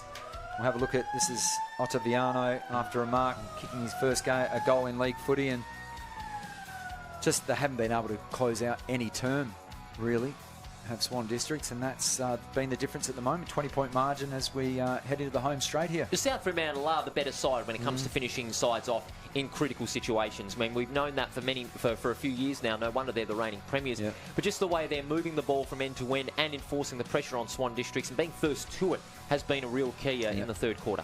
Have a look at that. Again, Subin, he's kicked two himself, puts that one on an absolute silver platter for Dragovic, who I think has almost been best on ground today. He's winning a lot of the footy. Unfortunately, we can't give you exact numbers at home at this stage, folks, because the live stats have gone down. The champion data boys are right next to me at the moment. We're not sure what's happening, but there's that goal from Noble. Big man off one step, and you thought, here come Swan Districts. But then immediately, South Fremantle rather had the response, and that is one of the grabs of the day, hands down from Strom, all 103 kilos of him. Pearson, a rare goal for him from 50 metres after he cleverly just hung back, and then this needless turnover ball, too much air. Have a look at this. What a follow-up too. Yep, Subin off the spoil, and then with that left foot, what a goal. As soon as it left his boot, he started with the aeroplane too, and why not? He is really, with Dragovic, broke this game wide open in the third term in favour of South Fremantle. They certainly did. Those two were massive in the final 15 minutes of that third quarter. Swan Districts, they're not out of it. It's 20 points the difference. They can come back from this. And yes, they are fresh off the bye, but they need to get to work on disposing the ball from their defensive end. Those costly turnovers, as you said, leaked two very easy goals, and here are some of them. Thanks to CD Dodd, great supporters of local football. The first one coming from Schlensog, and then What about this one from Kelly on a tight angle? South Fremantle, they've been kicking them from here, there and everywhere. Yep. And all to the right of screen, as you've noticed as well. So that'll be something that could really re-inflate sort of the sales as such for the Swan Districts. That's a rare goal there for Palmer. This man's one of the best in the business. Mason Shaw. I think they've done a reasonable job as far as limiting his impact, but he has had a few marks up the ground that have started a few attacking chains for South Fremantle. And look, I think they'll go into game control mode in this third term. They don't need to blaze away and put, a massive percentage on now. I think with wins and losses, I don't know the exact ins and outs of the ladder, Paul, but you would suggest that they just want to get the win today. I think South Fremantle, and Swan District's kicking to the scoring end of the ground in this fourth term. Well, South Fremantle, should they win, they'll be equal top of the ladder for the time being, with Subiaco soundly beating East Perth at the moment. But with West Perth being beaten, with West Perth being beaten, and if Swan Districts come from behind and win, the final five is going to be more open than ever before. They could jump up to third place, given that their percentage is not far behind Claremont's, but only 10 behind West Perth. But on the other games, on the basis of that, Claremont, they're easily going to account for the West Coast Eagles, because at three-quarter time they lead 14-14 to 3-8. West Perth trailing by 31 over East Fremantle, 7-20-62, my goodness, and 15-3-93. East Fremantle looking to go to their fourth win in a row, and Subiaco leading by 19 points over East Perth. And that's the thing with West Perth that I've found throughout the season, because of their potent forward line. If they're not clicking on the day, they can kick themselves out of games. I mean, they've got Rolls-Royce midfielders, but they want to address that before the pointy end of the season, Paul. Last quarter here at Fremantle Oval, the margin is 20 points. Miller and Germs. Miller gets the tap out. Comes out to Florenka with a hand pass intercepted. Bulldogs got the numbers at the front of the football. Schloith fires it off to McQuilkin. Quilkin's kick towards right half forward for the Bulldogs. It's punched away to the path of Stevens. Good pressure applied by Strom to send the ball over the line for a throw-in. Glad you can join us for this all-important round 21 game. The front row screens, your number one in 2021. Not just great local WA sport, but also the best LED screens in the business for your next event. Get a hold of Matty Williamson and the crew for an LED screen for your next event. They are a great crew. Barbecue bakery as well. Oh, yes. Oh. You would think that a man that is sort of in charge of our production, but also hosts that show, would provide his commentary team with some treats throughout a weekend where your blood sugars are dipping, but no. It's magnificent stuff. Yeah. Apparently he had a bit of an explosion with some ingredients last week, so hopefully he can rectify that before next week's show. South Fremantle send it long towards forward 50. Over the top goes a couple of players. No mark in yet. Intercepted by Urseg. Across the ground, Watson spoiled by Dragovic. And it will be a boundary throw-in. Well, we're singing the praises of Dragovic. He has had 18 touches. The stats have just updated, but have a look at Jake Florenka's numbers to three-quarter time. 31 disposals, 3 marks, 4 inside 50s. He has been superb. Schloith has taken 6 marks, as has Mason Shaw as well. And leading ball winners for Swan Districts, obviously Sam Fisher and Jesse Turner, 21 touches apiece. Fisher around the body, kick spoiled. Collected by Byron, fired the hand pass back out. They go inboard to Subin, risky kick. It's punched away to the path of Ottaviano. Short pass towards forward 50, and a great mark taken by Palmer. He's going to go over the top. Watson, great mark. Wilson, rather. And that is a great mark. Wilson around the corner and threads it through. Wilson, the all-important first goal of this final quarter. And the margin back to 14 points at the 2-minute mark on the Ross's Discount Home Centre scoreboard. Just what the doctor ordered. Warwick Wilson. Good mark. Just turned around, knows that time's of the essence. And as we said, he kicked 2 goals for against East Perth in their previous game. They had the last week off, and that'll bring a bit of life back to the contest now. They have to do what they haven't done all day, and that's kick 3 straight to get back into this game. Considering they haven't kicked 2 straight, you never know. Well, they haven't been able to kick back-to-back at all in this game. But another goal for Swan Districts would be very important indeed here at Fremantle Community Bank Oval. But don't ride this side off. The margin now, 14 points. Going to be Free and Germs to continue their battle in the ruck. And the bounce, an absolute shocker. It'll be called back by the umpire. You ever tried to do that? Yeah, I did, and it was a shocker, Yep. a double shocker. I didn't even get it up above the air. I even hit my own head with it. Germs, tap out to Turner, bobbles out, Schloith, loops it over the top, find Bletcherton. Bletcherton's kick towards half forward, Kelly leaps high, no mark. He fired it away, Kelly gets it back. Hand pass intended for Miller. The Swan Districts have got the numbers. Jeddah, he's been quiet, almost caught high. Umpire says play on. Over the top to Reedy. Oh. Reedy, he almost got caught high, but the umpire says no.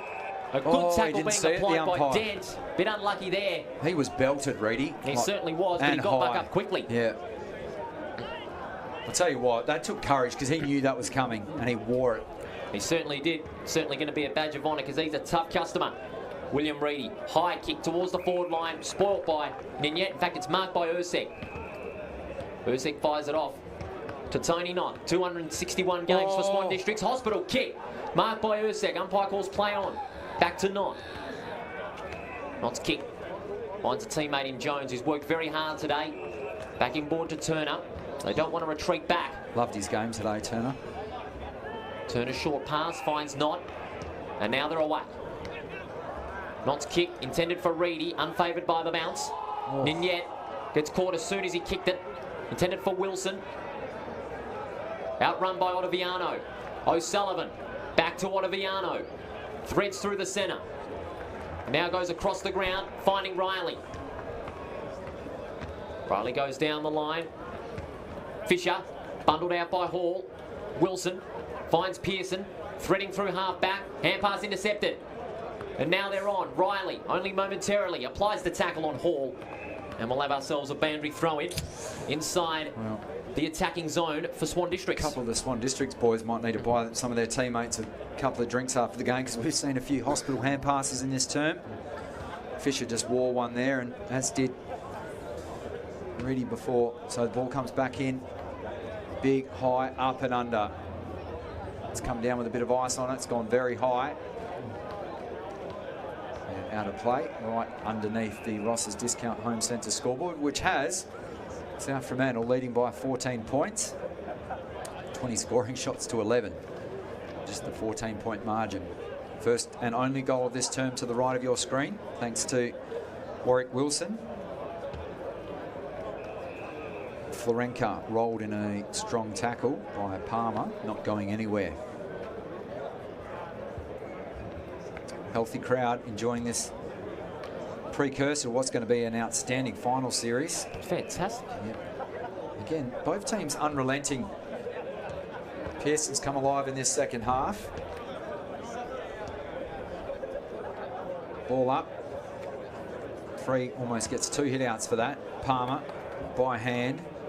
Rather, that was Aidan Clark, my apologies. They kick up towards inside 50.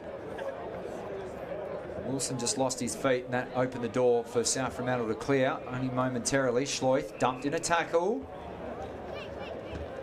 on the outer side of the ground, and Aidan Clark just helping him back to his feet.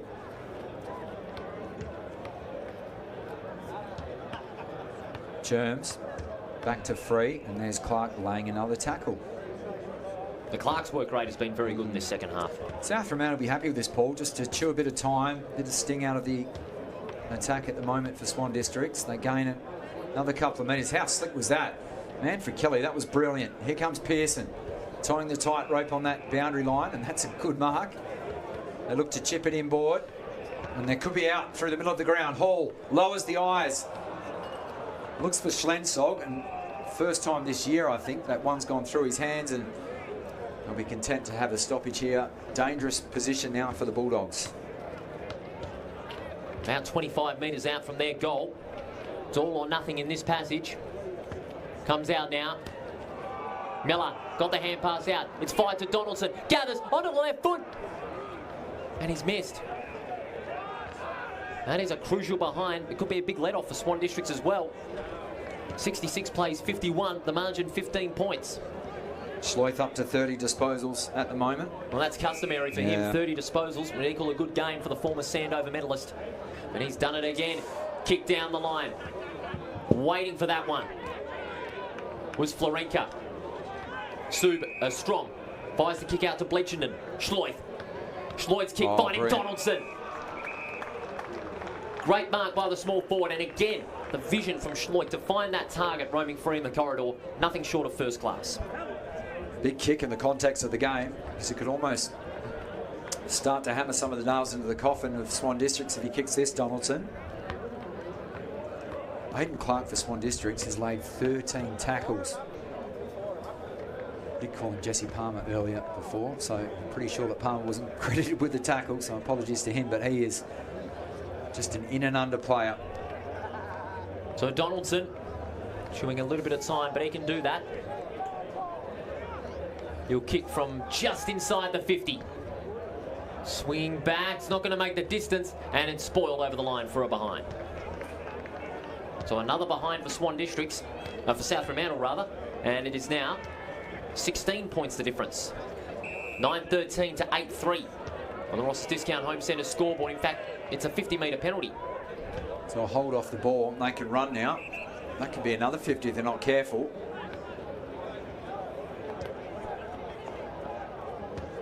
This is their best chance for back-to-back goal, Paul. They need to make the most of this chance. Beck fires it to Urseg. Goes across the ground. Subin first to the football. And it's spoiled over the line for a throw-in. Subin would have heard feet then, but he just stood firm rather, and O'Sullivan was the man that ended up on his backside. Good core stability from the veteran. High toss in. Run down by Germs with his left hand. Kick was smothered from Turner. Schloith, brilliant hand pass to Hall. Loved his game. They come streaming through the middle. Pearson onto the chest of Schlensog. Feigned a hand pass. Elect not to pull the trigger. He looks to Hall, who ran further afield. Well sport by Turner. Has to go in again and win his own football. It's all to be won there. That was clever in the end. They're going to get a stroll in towards goal, but they butcher this opportunity. That was a big moment in the game, you felt. And they goes begging there for the Bulldogs. They bring it in towards Jeddah. He's well spoiled, and they halve the contest at left half forward to the Bulldogs. Again, content with another stoppage. You may think every behind by South Fremantle, it may be a big let-off for Swan Districts, but it's putting more pressure on Swan Districts to get the next goal. South Fremantle, they just continue to add more scoreboard pressure, even though they should be in front by around five or six goals. Need to kick the next three. Bletchenden, bit of a barrel inside 50. Great mark. And they look for the relieving kick. That was Jones. Their backline has been very good intercept marking today. That's a kick out wide looking for Fisher, but he's going to be beaten to the football on this occasion. They step inside. They look way too easy. Going back with a flight of the ball. Had to bring that down at ground level, but numbers favour South Fremantle only briefly because he ran into the tackle at Jeddah. That was Pearson. Bit off more than he could chew, and Jeddah was right on his hammer. He'd want to hurry up and give him the football back. That should be 50. Pearson, he slowed the game down. Jeddah was not happy. Now he's stepped over the mark. Goes with that spearing ball out towards half forward. Inch perfect. That kick finds Riley. Gets onto his left boot. Kicks inboard. Looking for a key forward. Couldn't take the mark. There's a snap around the corner. They've finally broken the back-to-back drought. Ottaviano, was it? His second goal in league footy. So a bit of reward now. Some good body work there from Wilson, bringing it down to ground level. And there is the man in his second game, kicking his second goal. Back-to-back goals. Now they just need another two, and they'll have their noses in front. It's not over yet. Just 11 points in it. What a fantastic contest this is. Thanks again to CD Dodd, front row screens. Obviously, Optus, wonderful supporters of the Waffle season in 2021. Oh, I tell you what, could this be a curtain raiser potentially to a prelim, or it could be an elimination final? Who Anything's knows? possible. You honestly don't know. Anything's possible in what is a very exciting WAFL season. 13 minutes gone in this final quarter. The margin 11 points favouring the reigning premiers. Off the ground, Fisher fires it off to Palmer, and now they're away again, Swan Districts. Jeddah, who's now pushed up forward. Palmer lays the tackle. The kick from Noble towards forward 50. And it's a mark. Ottaviano. There he is. He's been at it once again in this final quarter. And Ottaviano will have a chance for his third. You'd think this is game 200, not game number 2. It looks like a seasoned veteran. Have a look at this. Well, that's not easy. And flailing was McQuilkin. Could not get anywhere near that contest. Do we put this in the book? We don't want to put the mockers on him. So this for 3 in a row for Swan Districts. Straightens up, straight through the middle. Ice cold blood running through those veins, Paul. Ottaviano makes it 3 for the quarter and 3 for the game as well. The margin now 5 points. Here at Fremantle Community Bank Oval, it is not over by a long shot. Homegrown product too, so from Upper Swan Junior Footy Club. A lot of pressure on these kind of kicks too.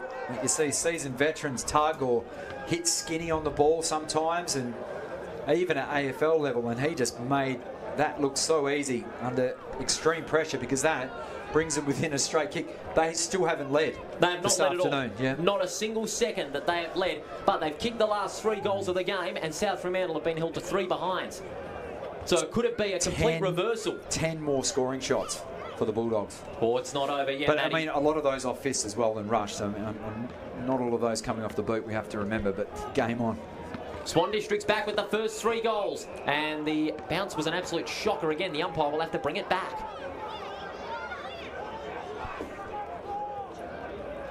Germs and Free. In fact, Noble's in the ruck. Mismatched by Free. Palmer fired off the hand pass. Florenka.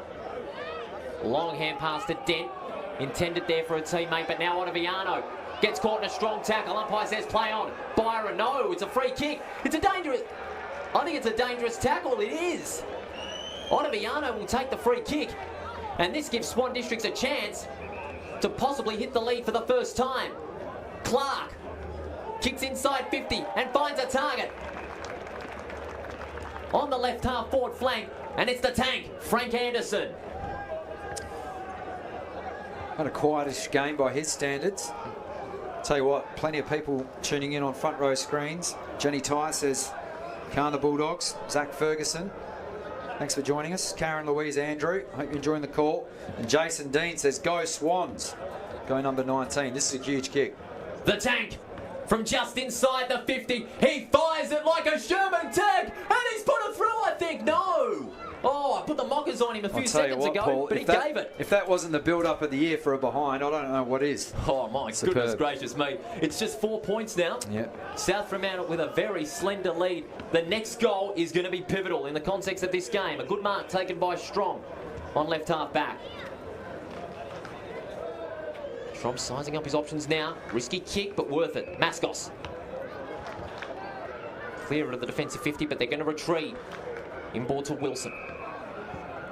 And now they're going to build it up across the ground. Pearson, watch out, but saw the mismatch and take a good mark. Chip pass finding Byron. South Fremantle needing to manufacture a quick goal here to further stem the tide their way. Their lead has been cut to 4 points. Kick down the line is cut off by Noble. What a great game he's having this afternoon. Noble down the line towards right half forward. Oh, great mark by Noah Strom. Out-muscling Reedy in the one-on-one. Still couldn't beat his brothers earlier, grab. No, not at all. That Zachary Strom mark will be mark of the year contender as McQuilkin again goes down the line. Schlensog, the big target. One of them was Strom as well. He couldn't hang on to that one. O'Sullivan, was that in danger? Umpire calls play on. The pressure really on both sides now, converging at ground level. Florenka off to Byron, on his knees. Hand pass intended for Strom. Reedy overruns it. Off the ground, Strom. Was that kicking in danger? Umpire says no. O'Sullivan couldn't take clean possession. Schleuf, first class hand pass to Free. Long kick inside 50. Jones out the back in the one-on-one contest with Shaw. Winning it out with Stevens. And he gets taken over the line by Ninyet for a throw-in. Gee, there was a bit going on right underneath our nose here. Left half forward, unseen by the umpire, and maybe a hold inside 50, so it probably balanced out. To say this is one of the most important stoppages of the game would be the understatement of the season. That's a high toss in. Just grabbed out of the ruck from Miller. Looks for the centering ball and Shaw sits under it. Goes with the one hand. Couldn't take the mark. Off a series of shins. The ball's still alive. Is it going to be rushed through? The ball must be literally on the goal line. They eventually, rugby union style, roll it over the line and through for a minor score, which now takes that margin on the Ross's Discount Home Centre scoreboard to 5 points. Ball back in. Clever from Fisher. Receives it back. Looks to open up play through the corridor. Slick hands to Clark. He's been superb. Can run through the bullseyes. Kicks up towards centre half forward and unmarked. Now they've got numbers further forward of the footy, but he just loads up to Germs to a vacant square and he missed. He would probably, in hindsight, want that back because he had the number 8 in Lachlan Riley on his right shoulder screaming his lungs out for the footy. The big man, his eyes lit up. The Broadway lights, and he went for goal, and it missed to the left-hand side. Sweeping passage of play goes unrewarded. So the Bulldogs look to bring it back in. No pressure coming on this kick towards Strong. Exactly where he took that high-flying mark before. This time at ground level. Fisher wore one, so did not. That was around the shoulder. Free kick. Given away by a Schlensog. I don't think there's any malice in it. Just slipped too high, and a chance now for Swan Districts to load up. Nob will look to go long here. From the attacking side of centre. He does, but to the right forward pocket. 2 on 1. Noble flies high! What a mark. Braden Noble from the right forward pocket will have a chance of putting the Swans in front. A great mark in front of the one-on-one contest. Saw the mismatch. And a sensational mark. If he can put this through, this will be his third. Well, it's a tough spot to kick goals because you've got the buildings here that won't affect, the breeze won't affect it, but once it gets above that towards the top of the goalpost, the ball will move from right to left. So we'll see how he negotiates this. The most important kick of this game. Drop punt on its way. Don't tell me! Don't tell me! He's put it through! Noble has 3 and Swan Districts are in front for the first time. They've kicked the last 4 goals of this game and until now had not led at all. We kicked 3 goals against East Perth. He's now matched that. Have a look at this. CD Dodd replay. He's literally kicked that from the boundary line. And he goes with the double Cobras. He knows that he's given them the lead for the first time this afternoon. And, well, we said it. The breeze is blowing across the ground. The majority of goals to the right of that screen. And that is a tough, difficult set shot to kick at this ground, Paul. It certainly is, but the way Noble was able to compose himself under pressure and thread it through with a drop punt, testament to his grace under pressure. Yeah, you know what? I mean, South Fremantle almost with sort of 1 foot in the door to win this game at 3/4 time. This will test their mettle, how they respond to this. But also they're in the same situation like last week against West Perth. They lost last week. Can they win it this week? Ball back in the middle. Schleuf gets dumped at a good tackle. Swan Districts, now they'll look to manage the game clock. Well done, Subin. Contested footy. Was out in the back to Kelly. He gets the saddle put on him and the umpire will have to clear some of the carnage and will toss the ball up. Attacking side of the bullseyes. Noble goes into the ruck now. Well done, Clark. That was a brilliant tap down. Kicks up towards an open forward line.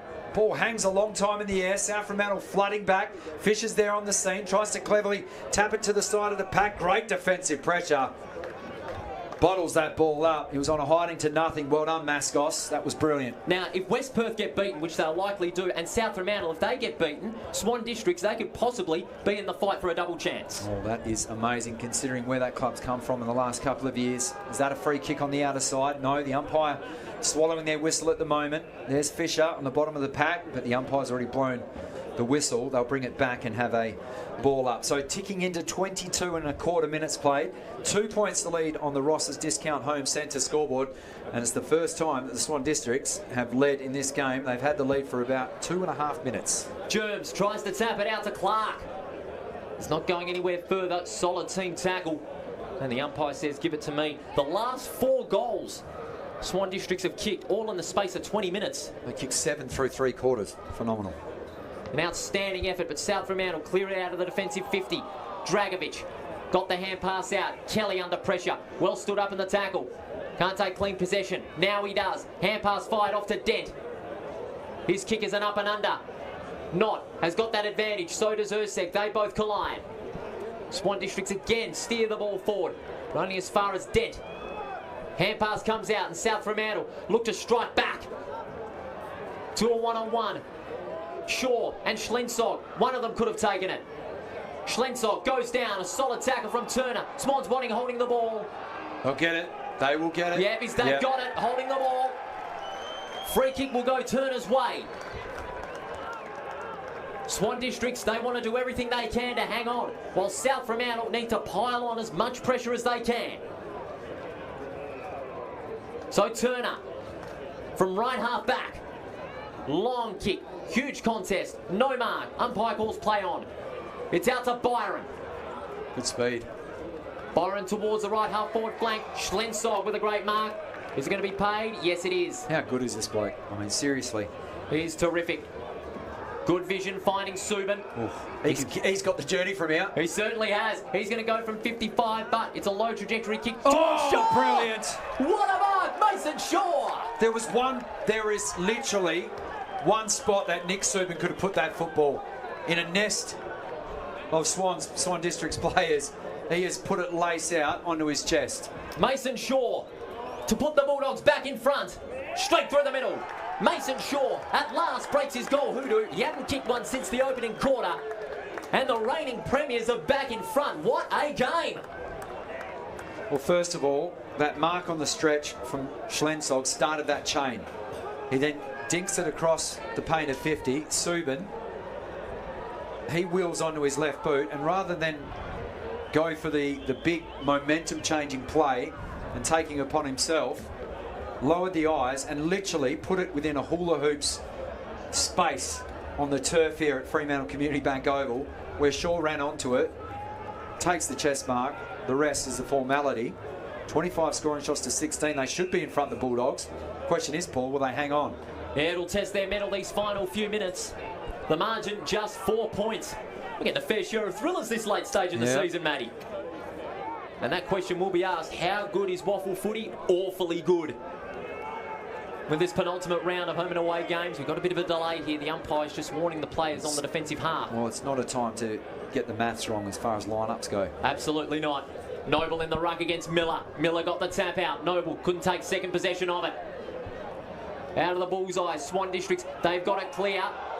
But Kelly, great effort at ground level. But the umpire will stop it and say, give it to me. That kind of play doesn't get coached. You can't teach a player to do that. That was phenomenal. Big punch by Noble. Anderson gets the quick kick out. It clears the bullseyes. Back towards the attacking half. The tackle being applied. What a tackle! Wilson, holding the ball. Free kick will go the way of the Swans. Warwick Wilson, that was a superb chase down. You cannot coach that either, but you just got to play on instinct. Wilson, his kick towards the forward line. And a great recovery mark taken by Dent. Dent's kick across the ground, finding Blenchenden.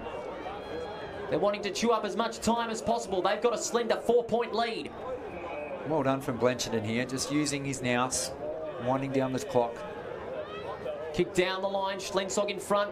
Good spoil from behind. Jones, socket off the ground by Schlensog. Kelly, good composure. That was brilliant by Kelly.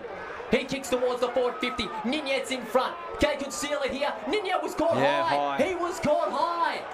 Free kick will go Ninyet's way for an opportunity to seal the victory. Paul, again, Manfred Kelly, clearing house, does the hard work, puts his opponent on his backside and then delivers to a dangerous part of the ground. And usually a kick in the air is the play, but no, he puts it down at ground level where Ninyet excels, earns himself a free kick and a chance to ice the game. If he's not playing next week or the finals, then I'll be absolutely astounded. I mean, that was play of the game for me. It certainly is. And particularly when you're out on your feet, to do that, the lactic acid building up, that was superb from Kelly. What an A+ effort there from Manfred Kelly. This guy is a gun, and so is Ninyet. And this will be for his second goal to put the nail in the coffin from 30 metres out. And it's in the post. Whoa, lucky break for Swan Districts, but South Fremantle have got it where they want it. This is a crucial stretch. I'd say about a minute or less, I'd say. Beck fires it with the left foot. Huge pack of players will fly. Schlensog was one of them, no mark. Byron Caught in a strong tackle, and the umpire says, give it to me. Not a lot of time to go. Time is of the essence for both sides. Noble gets the tap out, and another tackle being applied, this time by Fisher. And another stoppage inside the centre square. And there's the siren! East Fremantle South Fremantle survive a scare in the final quarter. They led by 20 points at three-quarter time. They almost blew it.